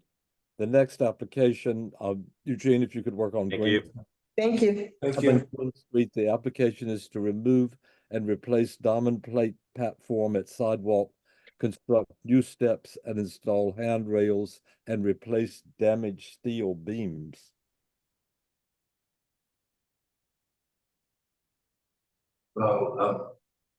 Yes, so I am attempting to promote Maria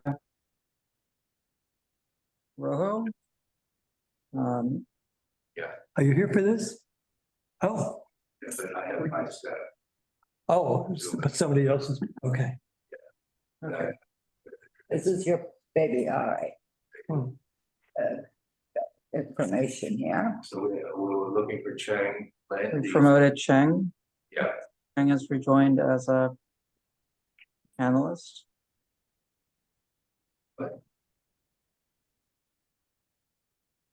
So can I start?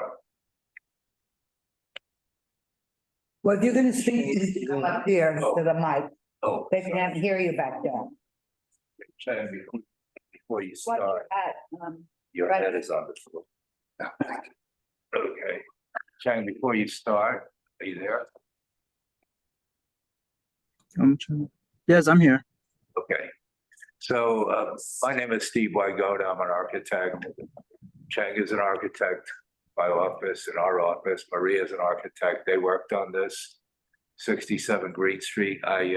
This is a quick background. So Excuse me for 1 second, I'm gonna ask if you can speak up, please, because the microphone is there and I can hardly hear you. How about that?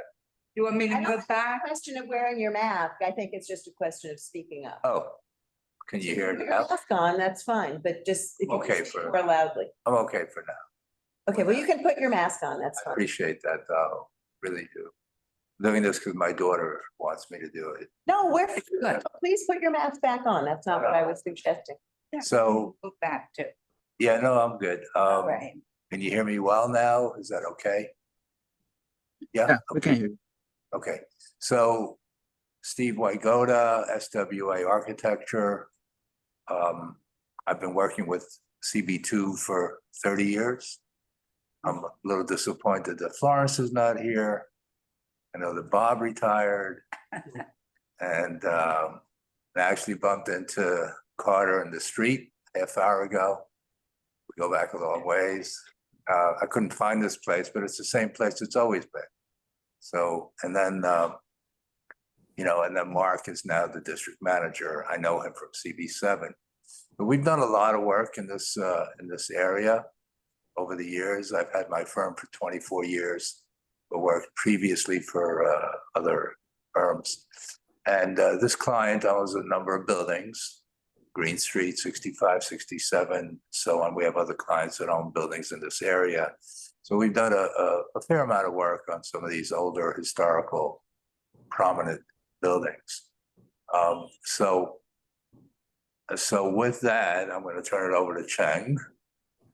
And he can go into some more detail about this location. Thank you. Thanks, guys. Hi, good evening, everyone. So the project we're presenting here today is 67 Greene Street. Back in 2019, we had presented 65 Greene Street, the neighboring building. So, and that was approved by the community board and landmark. So now the owner is moving on to perform work on the adjacent building. So in the next slide, you will see the historic photo that these two buildings are really interconnected and were designed to be sister buildings. So, sorry, what is going on? So this is the 1940 tax photos of the buildings. Historically, how it was, they had an elevator platforms, very common in the Soho district. And what we're doing right now is we're gonna replace the diamond plate and install new handrails. So we're just showing you some of the adjacent neighboring buildings which have a very similar design. So we wanna keep it very within the context of the neighborhood. So these are some of the photos that were taken recently of the existing condition. As you can see, the diamond plate is in very bad shape. Patchwork were done to try to repair some of the existing conditions, and additional work will need to be done. So this is a photo of the existing storefront. And these are photos from underneath the sidewalk vault. So as you can see, a lot of the steel has been corroded due to water infiltrations, and that's why we need to replace some of the structure below it as well. These are more photos of the adjacent contextual neighborhood. So as you can see, this is directly next to us. This is 61 Greene. They have a granite sidewalk with diamond plate on the street level. And then this is on the other side of us with steps going up directly to the door. So what we're proposing to do here is to remove the existing diamond plate, lower the area that does not have an entry door. So over here will be on street level, and then right here, you'll have 2 steps going up with a landing and then into the building. This is to the ground floor retail, and then this is to the upstairs tenant. They have is a mixed use building with offices and JLWQ residents. So here are more photos of the existing underneath the sidewalk. We have exposed granite and then steel beams throughout. As you can see in some of these photos, the beams are very rusted and we'll need to get them replaced. So this is an overall view of the side of the cast iron columns, which we're not gonna touch. We're just gonna keep them because they're in good conditions. So right here, as you can see, we have the existing 2 cistern buildings, 65 Greene and then 67 Greene. In the next slide, you'll see a enlarged elevation of the 2 buildings storefront. So the reason why we're doing this work is because the landlord would like to beautify his building and make it more aesthetically pleasing for the general public. And so part of that scope is to make sure the 2 buildings continue to maintain the same desired look. So this is the existing building with a step going up throughout the entire elevated platform. And then this is the new design with a step going up right directly in front of the door. And then we're on the street level here, and then we're going back to the elevated platform in front of the door, similar to what was previously approved as 65. So these are some of the cross sections of showing how we're gonna build a new storefront, and we're gonna add hand railing. Everything will be painted black in order to keep the look of the Soho district. Additional details, connection details between the diamond plate and the granite, and then an accent on how it's going to be built.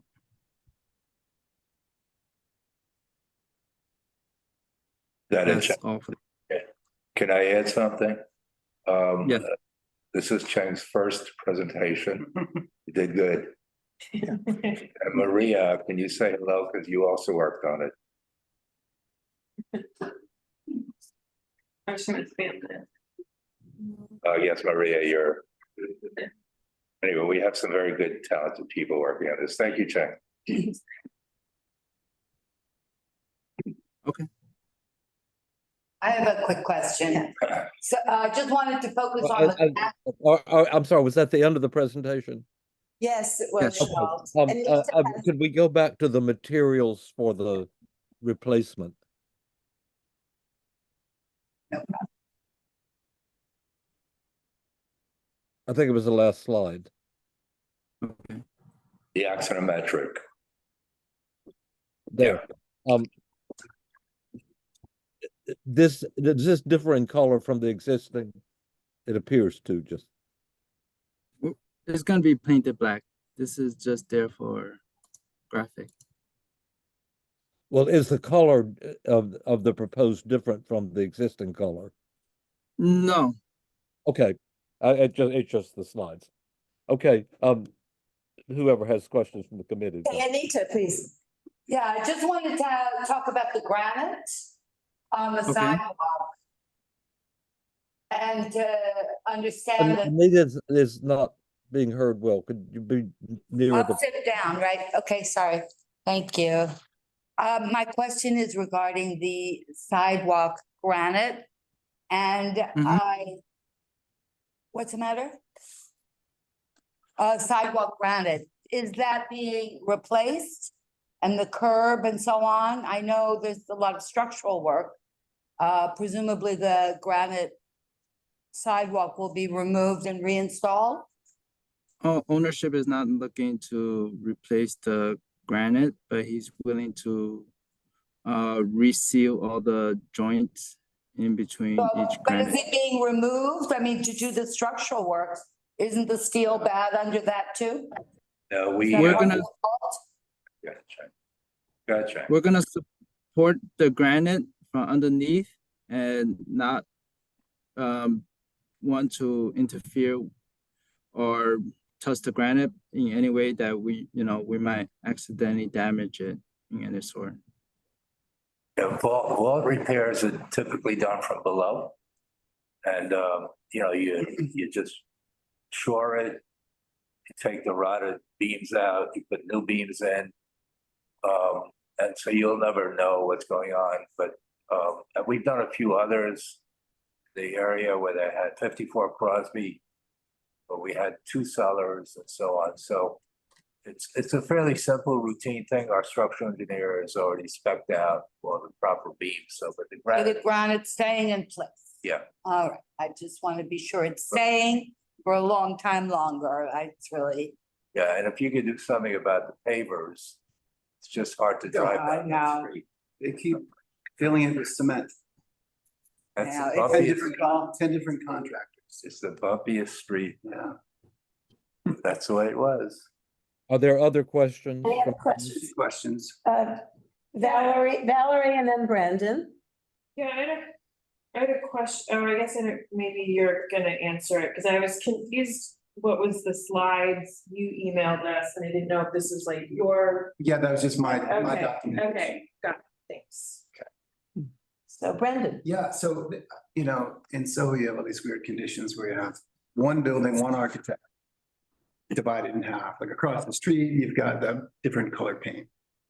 So what's tricky is when you have the architect Fernbach, who also did across the street, 62, when you have different vocabularies. So it seems to me, looking at 62 and the 2-step platform, that's what was here. We don't have any evidence of that. Is there any historic material underneath? Do you even have access to 65? I mean, like when you. 65? Yeah. Yeah. Okay, so like, we've seen the pictures of the granite, but like back further in the vault, is there material there? Inside, underneath? Yeah, so where the diamond plate is now. So this right here is exactly underneath where the diamond plate is. That's in 67. You're looking for 65. We also worked on 60. I'm just also that's wondering 67. about because 65 is in such bad shape. Oh, 65 is in a very similar shape. But there's no remnant of the illuminated panels or anything. Well, there might have been illuminated. Right on the rods. building in No, question. they had platforms. The platforms were glass? Yeah, it was very, very cool. I remember those. I'm not sure if that one, yeah, I'm sure it was because. Taken up, but they got so damaged. Sometimes people leave them, but I a mean, lot of those times- hard glass cylinders and the glass block that was there, that was nice. Yeah, I don't recall that on these two. Cheng, do you remember any of these in the sidewalk? embedded? 65 has it. When we did the probes into the underneath the vault, 65 does have it, but 67 didn't have it. yeah, it doesn't seem like it. 67 is quite firm. But it had been removed. It's not having or not having. Yeah, I mean, we're talking about historic, whether it's got left behind just as an archaeological thing. yeah, that's what's important with these to me is the archaeological, is these. Well, but you know that there was glass thing, so you could assume it, right? I mean, that's my question. They all had the diamond, whatever The bulls. cat eyes or whatever. Yeah, right, Yeah, yes. Um, They were nice. I really liked those. Yeah, so I don't know, I think that, I mean, again, it's tricky because 62 has a beautiful the platform for 1 step. Is there any way that that can be considered? I just don't understand the relationship between two owners, one architect. And how Landmarks could have approved half of the building and not the entire building. That seems. I'm confused. America.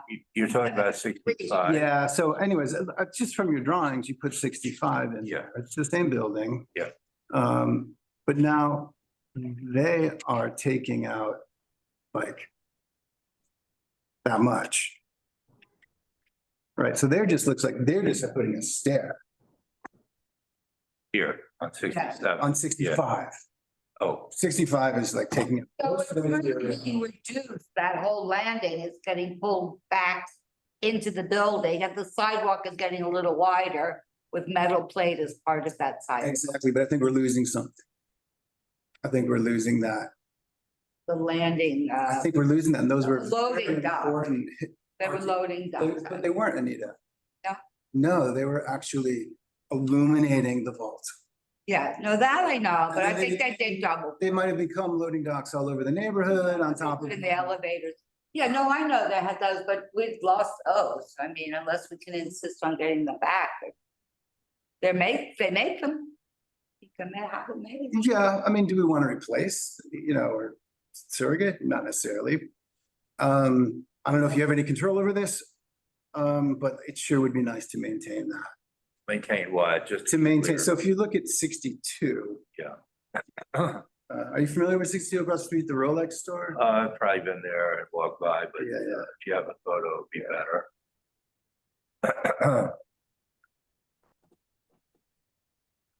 Does that conclude this? I'm just having terrible trouble hearing. Could you turn to a page showing a section through the step?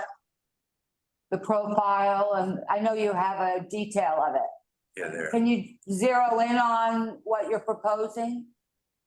Maybe enlarge So it. It's similar to what, Where the glasses. oh, no. It's just. Oh, you're just saying. I would that- love to wait, see some nosing on that. Pretty much what. Which Those are slide is this, just so we can follow along on our? There are no nosings on these steps. Is there a reason? Is that just because Continue. the existing one? Might be closer to Anita. I just cannot hear a word. Understand a word. Well, I'm just asking if there are any nosings on these new steps. And I always think that looks so much better. Like that. And if they have it now, or many of the buildings have it, and almost the quick and dirty ones don't, if you will, because they don't even understand Could the applicant answer that question? it doesn't show any nosings. So what are we building the steps out of, Chang? Diamond plate, What? diamond plate. Yeah, we could have a 1-inch nosing on it with a bevel or a semi-bevel if you like. with a- Definitely, with an nice angle on big it. one. I like big. Yeah, Chang, do you mind? We could make that revision. Okay. Okay. It gives it a little shadow. It looks a little nicer. Yeah. It looks more elegant. Okay, are there other questions? Too. Great, Yeah. thank you. Oh, yeah, I agree. All right, are you finished, Brendan, or did you have anything else that you? I guess I'm wanted to still, say? my concern is that we're taking one building, one design, one architect, and cutting it in two, when it seems to me the intention was an entire illuminated platform, which had the lights in it to illuminate the vault before electricity, and then breaking it up into little pieces. And this is relatively rare, these platforms. Yeah, go ahead. It might be nice to have that shown so that people on the committee can, and the public and Chang Lin can see what you're. Can you put this? Discussing. I'm just saying, like, it's very nice again, and Could you also clarify, so are you asking for this, Brendan? Is this part of, because I hear you mentioning 65 and 62, so is this specific to 67, or you're asking for? I'm a little unclear what you're asking for. Sure, absolutely. So it's specific to 67 in the sense that it shares this architectural feature with 65. And I'm just really confused how that could, this is almost like an LPC question. How could that happen? How could they approve 60, just half of this building, an architectural feature? And, do you understand? I'm just confused Well, about. it's They're policy. separate buildings though, aren't they? Control. Same architect. What they did in They're Soho, separate. they were Different dividing two owners. Let the architect respond to that question. When you say the same architect originally. Yeah, and Originally, yeah. So, are you specifically asking that we put the vault lights in? No. Insert them? No. No, definitely not. I So think what- that's not approved. So that's what I'm questioning. So what is it that you're asking? Well, we're really, is it true that we're cutting all of this out? It seems like from looking at, If you could show the elevation. Is that there, would- is there something on your tablet that you're, Yes.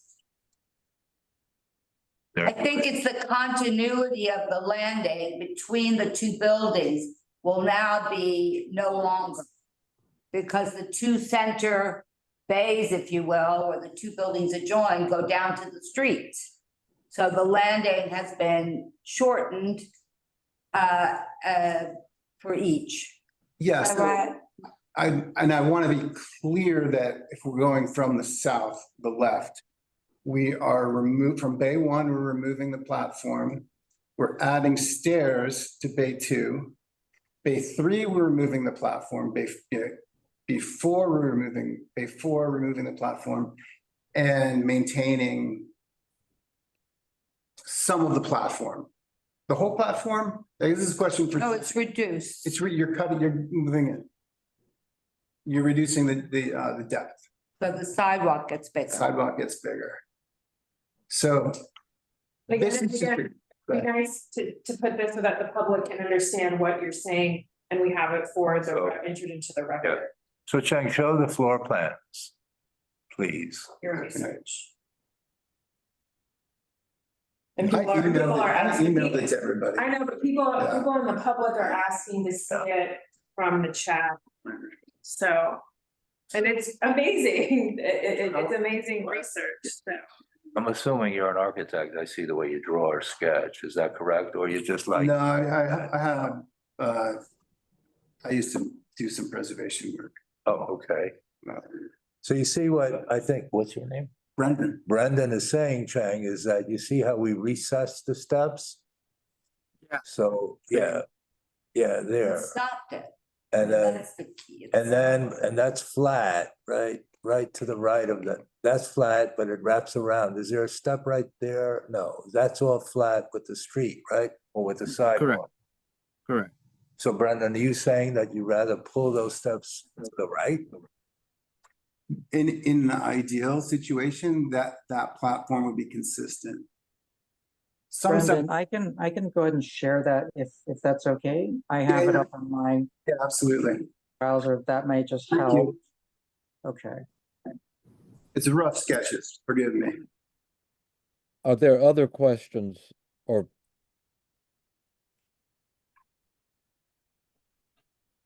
Well, I have a question to y'all. Is this a common thing that you have one building, have two treatments?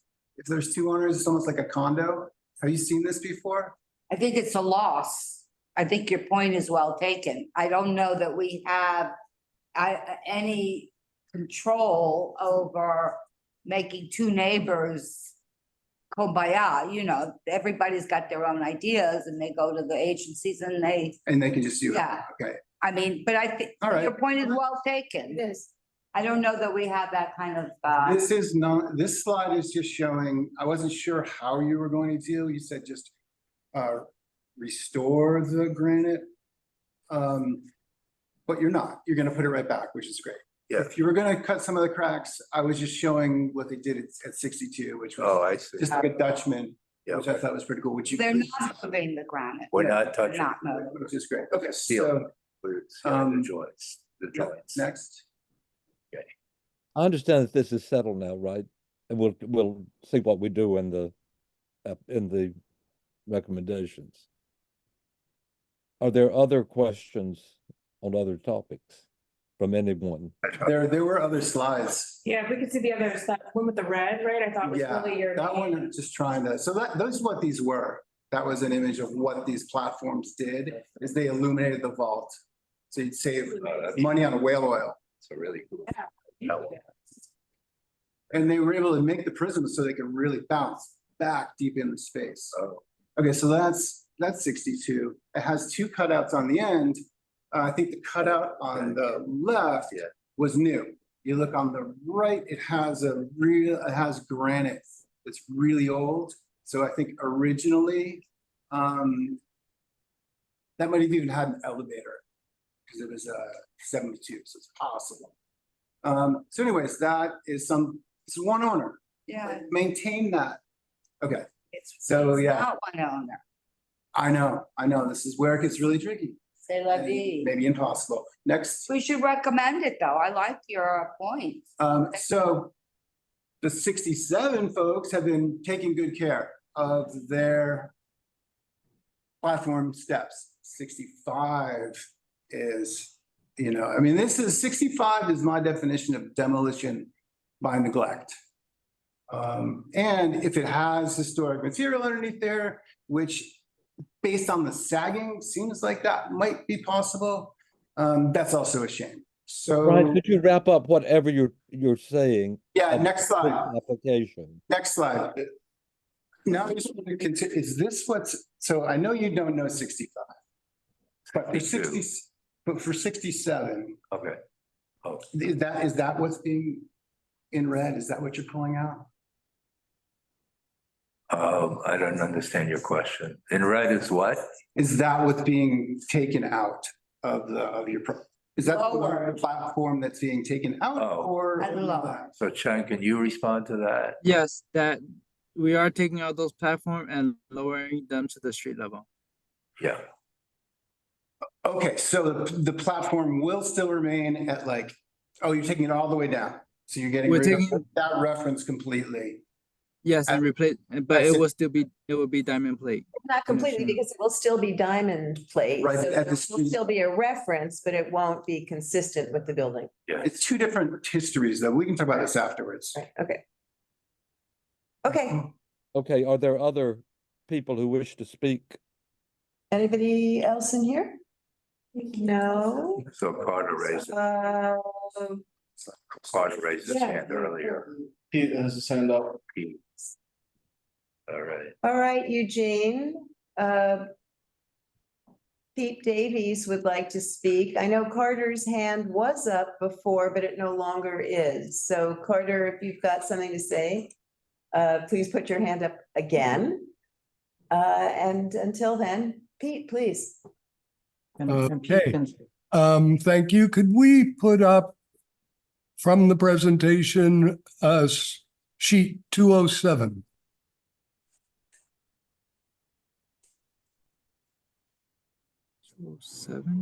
Okay, that one, or that one. That showed the two facades of 65, that one. So I understand that these are separate buildings. I also see on this for 65, it says filed separately. So that means the work that you're showing on the bottom image, which is similar to what's going to happen at 67, is going to take place, but is that work coordinated, or is that work going to happen at separate times? They have tenants, so the landlord had to be Say again, please. Buildings are currently rented out, and so they will need to be coordinated with the tenant, and basically the tenant will have inputs on when this work can be scheduled.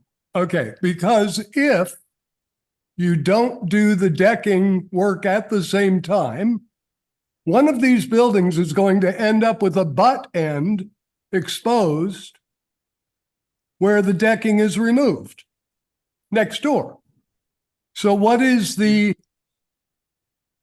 if that's the situation, which isn't reflected anywhere in the presentation, how are you going to deal with that exposed butt end of the platform?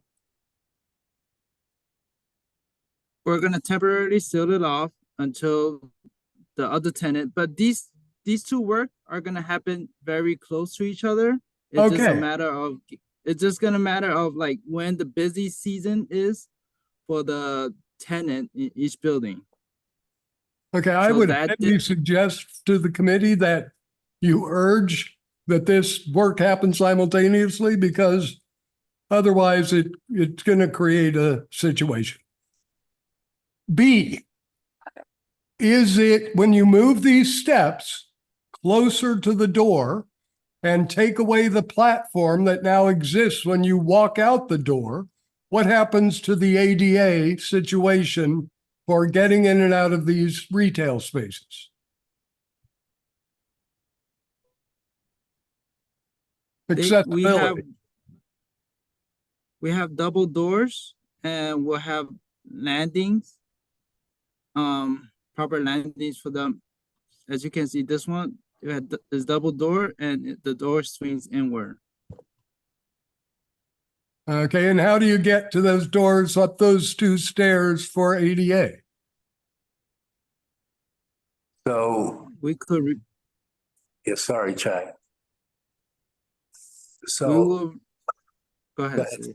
Or if it's not a concern, it's not a concern, but it's just, I don't see how you access these doors now. So there are waivers for landmark buildings on ADA in New York City. Okay. Yeah, so that, I mean, the only way to achieve ADA accessibility to these is remove all the steps, bring the doors down to sidewalk level. Well, that is not something that would be appropriate for these. That was not something that would be appropriate for these landmark buildings. They were built with steps and platforms. okay. Very good. Thank you for that. And then finally, if you could put up slide 201.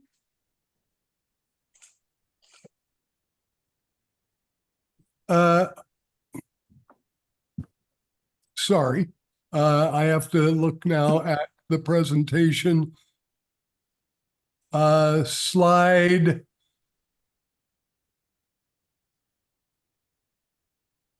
Okay, to 107.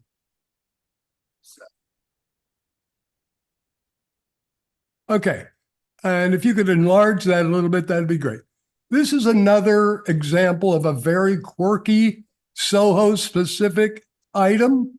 You'll see it there on column 1, that big pipe that comes down from above.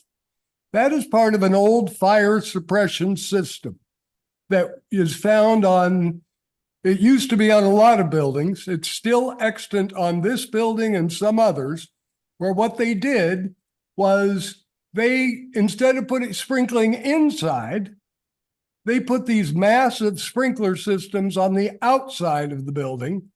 So if there was a fire, it would just flood the building with water.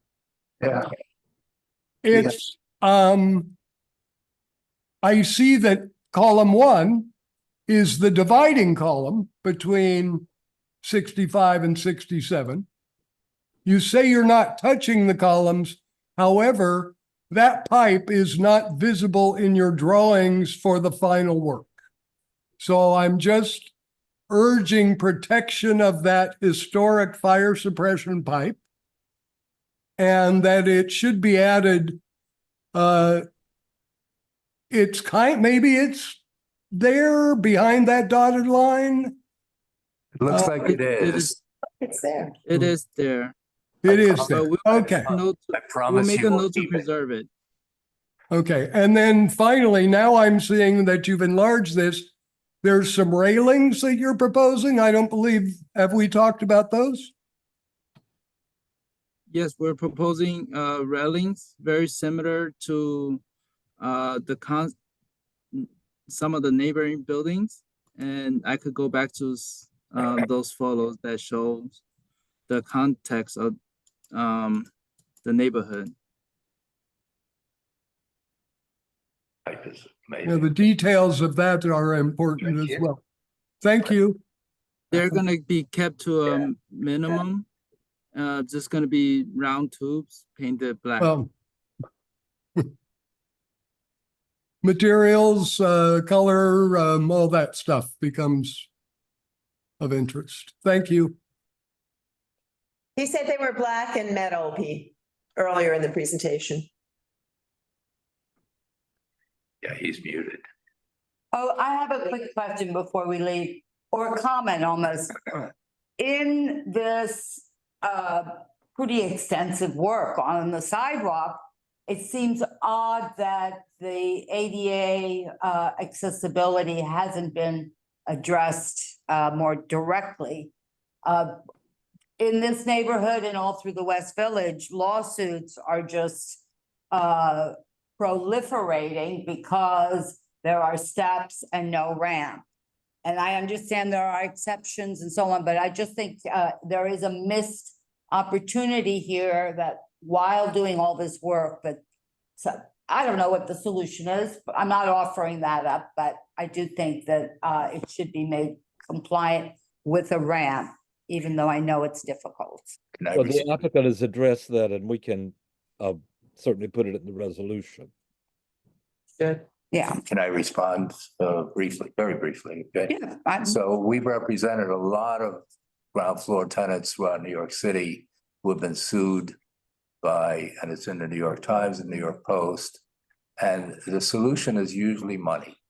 And it's usually somewhere between the range of $10,000 and $30,000 to the attorneys. And then they never fix the problem. There have been some severe problems of steps going down to Mulberry Street.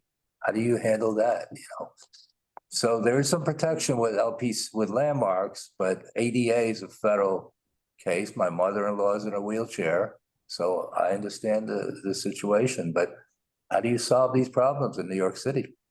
There's just something we live with. They do get solved. I mean, we have seen them solved. You're That's familiar not with this, thank you. different. I appreciate the difference. Yeah. Yeah, I have a lot of experience. Yeah. Yeah. Thank you. Okay, is there anybody else who wishes to speak? I don't see any other raised hands, Eugene. Are we okay, Susan? Executive. Okay, thank you. Go to the next agenda. Presentation, and we will now move on to form the resolutions in a business session. Are there members of the board who wish to speak? Thank you so much. Thank you, guys. Thank you. Tell Bob Quorum later come back. I know. Okay. 180 Waverly Place. Okay, and that's requiring. I would just say we should include in our stipulations that the rear window openings should exhibit some historic character.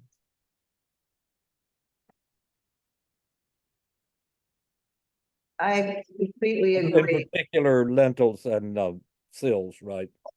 Well, I think in general, we want detailing on all three windows and we want, and I mean, I don't want to speak for everybody. I would like to see detailing on appropriate detailing on all three windows. And I would like to see that third window that was proposed to be bricked up in order to mask the elevator to be handled in a different way. Yeah, sounds good to me. I think that's fine. And the applicant said that they were open to it. Yeah. Yeah, she indicated an openness to that third window being less of a, you know, dummy. the applicant agreed, Susan, that should. She indicated an openness to that concept. So we'll not, that will be a denial of the closing of the window and that it be preserved in some fashion. It will be a denial, yes, of the Yeah. closing of the window. Yeah, okay. 121 Waverly Place, that's we're on that theme. This is an odd thing because they're not making a change they're not proposing a change. They're No. proposing replacing kind.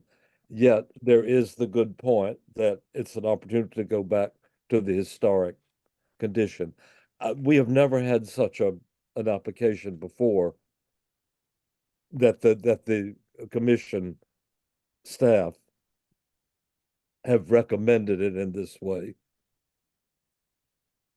Good point. Why Makes do, sense. It doesn't make sense to why- go back and recreate something. It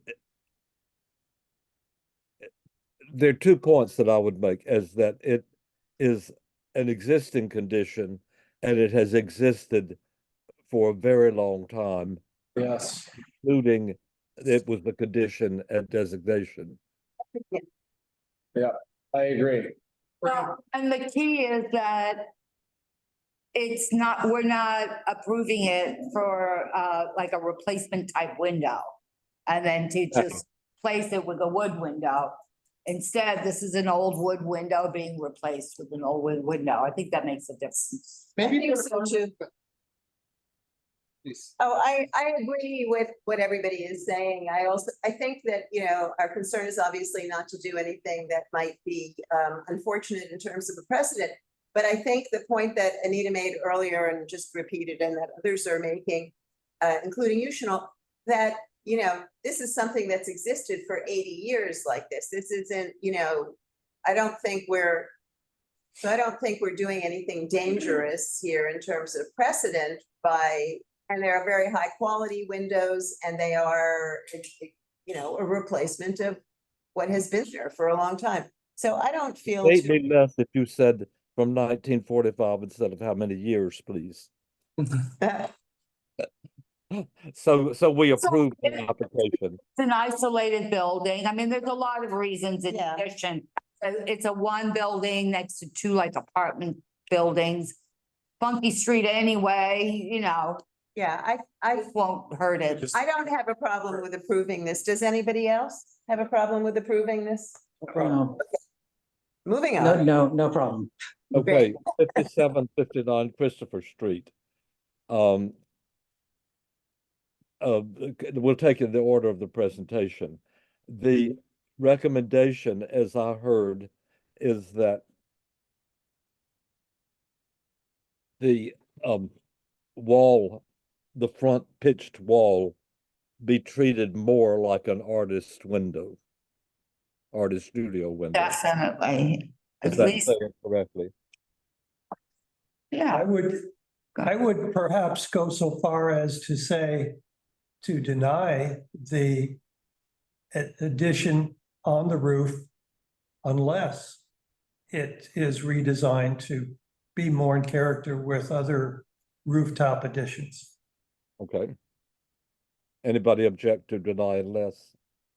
No. I agree. I agree also. The bulkhead, I didn't hear objections to. No, the stair. And the that's- cornice and safety railing, Yeah. it's okay. It's really the section where the punched windows are, that's. Yes. It's the pseudo mansard roof, which is bare mansard. I mean, 12 degrees is so imperceptible. It just feels like they built it crooked. Yeah. I mean, slope that baby and make it long and elegant. And have a great reference of the atelier. I had that as part of the deny unless one. The Okay. picture of the. That was the gist of it after a long presentation. And I guess, you know, there's the raising of the parapet that's visible from 7th Avenue South with the new detailing, the decorative Thanks. corbelling on that new That's parapet Nice. wall is part of this too, I believe. And, you know, I think that's to be commended. Yeah, I mean, it's kind of nice. Right. Yeah, sweet. The whole project is to be commended. The cornice and safety railing seem to have no objections. No, actually, that was kind of refreshing. That was the metal. Their facade, all the discussion is simply being restored. It's nice and cash. The mesh is great. cheap, it's- We all like it, Chanel. Yep, we're good with it. And the visibility in the end is acceptable. Not the way it is now. Oh, well, but what Visibility you're and not what- asking that the bulk of visibility be changed, but that the what is changed. Well, Is- changing the angle does change the visibility. Yeah. So I think Chanel, maybe in the, what we're asking for is not only make it more like an atelier, but also the slope backwards, and slope it backwards further, it will decrease the visibility. Maybe that's part of what we're saying. And therefore the visibility that results from that is acceptable. Yes. Yes. Yeah, I think it'll absorb. Yeah, exactly. It'll be more harmonious. Would have been a railing, it would Absorb is look good. like part of the roof. Are we in agreement then? It's basically the repitching of that. What And is it? Repitching it, The Of what is windows. to be the evocation of the artist studio. Yeah. it looks very suburban to me, and again, that's just something that comes to mind when I see these little square things and the little half mansard. If it were made a little more dramatic, it would blend better, oddly enough. Yeah, I know what you mean. And are you saying even push it more towards the street? No, No, push it back, but make the whole thing look, make the room inside Yeah. exciting or something. But even pushing There's it precedent, forward, there I is think. precedent Yeah. for starting the slope right behind the cornice Right. without any roof deck in between. Yeah. Simply making a more pronounced slope of the. Yes, it would. Roof above has this little thing above. That's the one Mine's I'm doing it thinking, get rid perfect. of that. Slope it right up. All Okay. that penis. Can we move on? We're on the same page on Yep. 670 Broadway. signing it ourselves. I know. Okay. Can't help it. All right. Any objection to 670 Broadway? No. No, objection. it's No. fine. Good. Next. Next. Yeah, we're good with, it's what it's supposed to be. I take that as total agreement. I'd be good with that. Yes. yes, it is. Total agreement. Thank you. Wait, I had a great deal of trouble What? hearing because Go ahead. everybody was talking at the same time throughout this. To talk So one at I a will time. put what I've got, and anybody who So wants. bad. I am bad. I know Um, that. The presentation is that the central, the portion before the two doors is modified to be 2 steps up to an entrance. And the remaining part of the platform is to be lowered to grade level. Yep, and keeping the diamond plate just brought that. Yeah, I mean, Okay, it makes so the it was sidewalk elevator bigger, and went and down. that's not a bad thing, I think, in Right. Soho. but that sidewalk is Um, efficient. So is anybody interested in maintaining the profile as is? Its functions, okay, for all the discussion about other buildings, let's keep to this building now. we um, are. That is what's proposed. Is there objection to that configuration for this building? I object. Okay, what do you want to have happen instead? I'd like to maintain the existing profile as a historic reference because it's important. What do you mean by the historic profile? Not The lower the profile platform? that exists, like I think it's fantastic that they're doing the granite in place. I'm talking about the diamond plate, the modifying of that original structure, which was an illuminated platform that shone light into the Do you fall. mean not eliminating the platform where they're not steps? I think that's just what you're asking, is a full deny, because they're pretty much, that's what they want to do. Right. That's all it. Yeah, And I understand why. I mean, there's even a beautiful photograph in these presidents, which is like, 2 buildings, a nice landing, but the retail people don't want that. They want people to be able to get up close, and they're not coordinated. So we've lost one building that's been approved.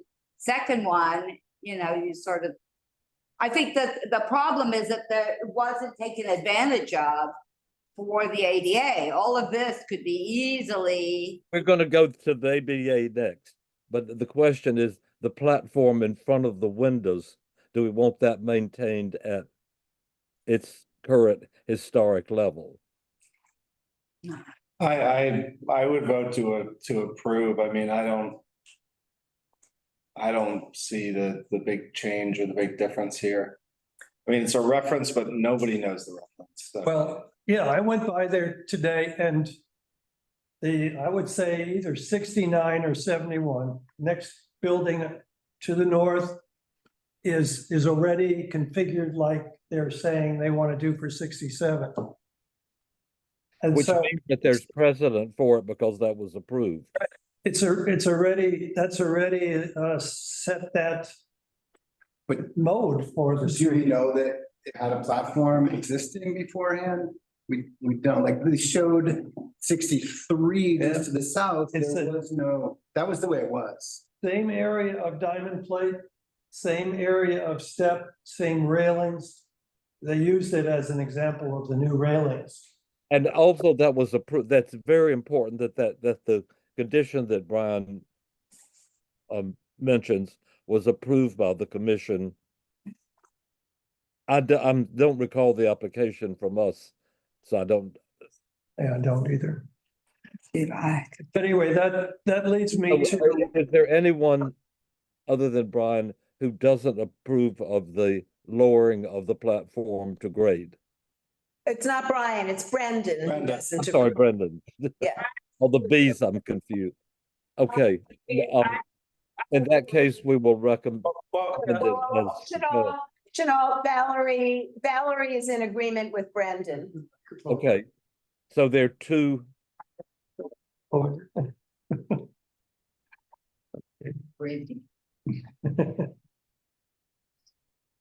Then the question of the ADA, we have generally in these cases, when we wanted it, and they didn't do it, recommended that the doors be lowered to grade. And indeed, there have been perfectly acceptable and integrated to the architecture ways of doing that. And I would suggest that we keep to our usual recommendation, if there's no objection. Well, that's so complicated what you just said. That's not an easy fix. Because it involves ramping on the inside. Well, there are no easy. Would we maybe instead of offering a fix of our own, just recommend that while they do this, they make it ADA compliant? I mean, I would like that recommendation because I thought that the answer that there's no way to make this, I thought that was kind of like disingenuous. I mean, I think there are ways. Well, they're You clear. know. We've seen them.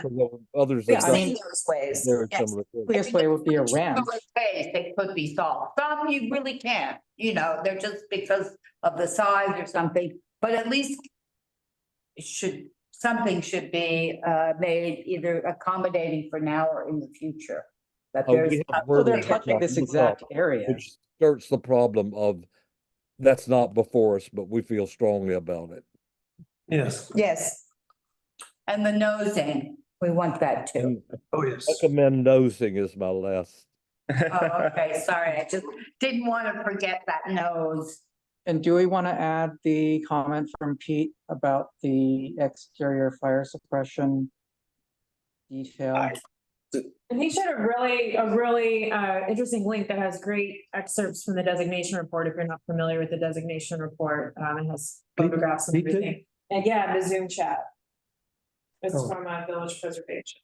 It doesn't hurt to mention it, but it looked to me like it was. It was in the drawing, yeah. I mean, we can mention it if we want. But it was in the drawing. they- I mean, again, They you said could they mention it. Why not mention it?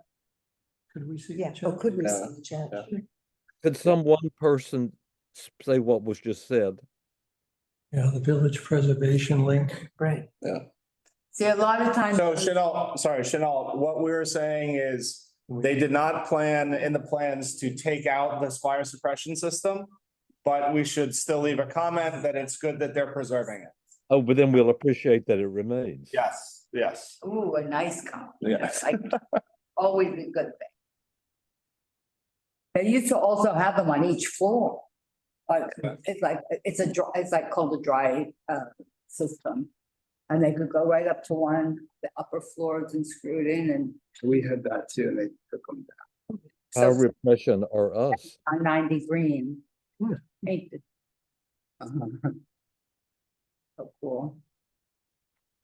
All right. So if, I left out any aspect of this. oh. Just No, the only other aspect, Chanel, that we as a committee might want to discuss is whether or not we would like to make a comment about regretting the loss of coordination of efforts of like a master plan in a situation like this. I mean, I think, you know, Brendan's conceptual point is well taken. I don't think we have any standing to do anything with it. But if we wanted to say we would like to see, you know, sort of making a general comment just to say, you know, regretting the lack of coordination among Sisters. yeah. I mean, we can make a comment, but separate owners. I mean, what do we? Right, What's the exactly. solution? There isn't really one, is there? Yeah, It's just about being on the record. sure. Oh, Pete says same owner, both buildings. Pete, you know everything. I know. And, yeah, so Interesting. it's not two owners. Well, we'll have to check. That is a landmark Outside and don't fuzzy opinion, because we speak a great deal about streetscapes and character neighborhood and so forth. Well, I think we should say something. Yep. Yeah, And we got it down Great. right in all caps, so I don't miss. Actually, it's one owner. design intention. I mean, that's what we're here I for. thought he said it was different. That was what. No, you know what they said? There were tenants. Tenants. So now there's- Did those who were opposed to the lowering of the platform now endorsing the overall? That's you two. Speak up. I'm Everything else, endorsing this, the Can't pavement. have a line item veto here. You cannot. No, I think what we can do, we can't have a line item, but we can't have a vote on each piece of the Okay, resolution. so the resolution stands Exactly. approving that. Do you wish to endorse the resolution or not? One no. Yeah, I'm gonna go now. Who knows? Yeah, and does everyone else vote yes? Yes. Yep. Yes. It's all right. So who votes no, Zach? You're the only one I can hear clearly. Who? The Zach, vote who should is be opposed to the like resolution? Donald or Susan. Zach, who is opposed to the resolution? Valerie and Brendan are opposed. Okay, Everybody else Resolution. is for. okay.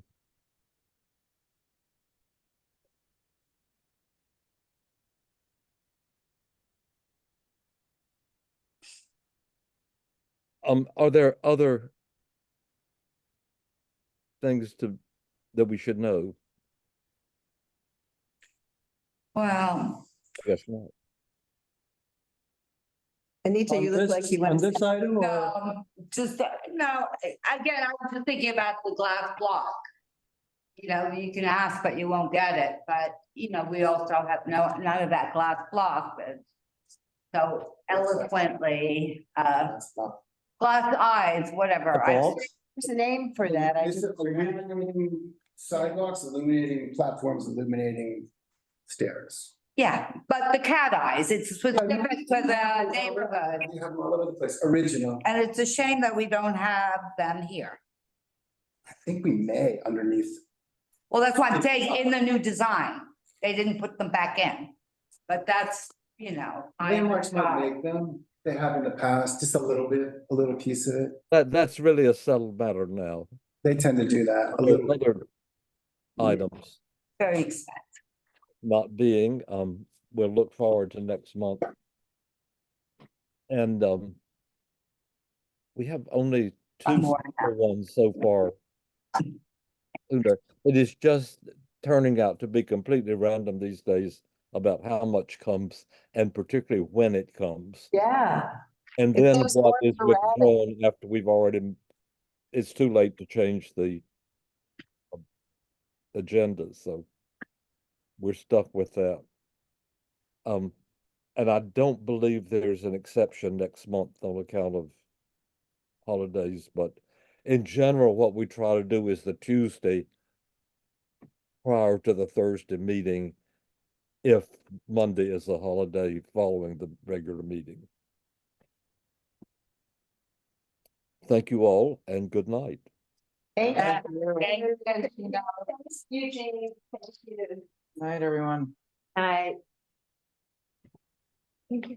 Oh, yeah. You're welcome. I've got so much more.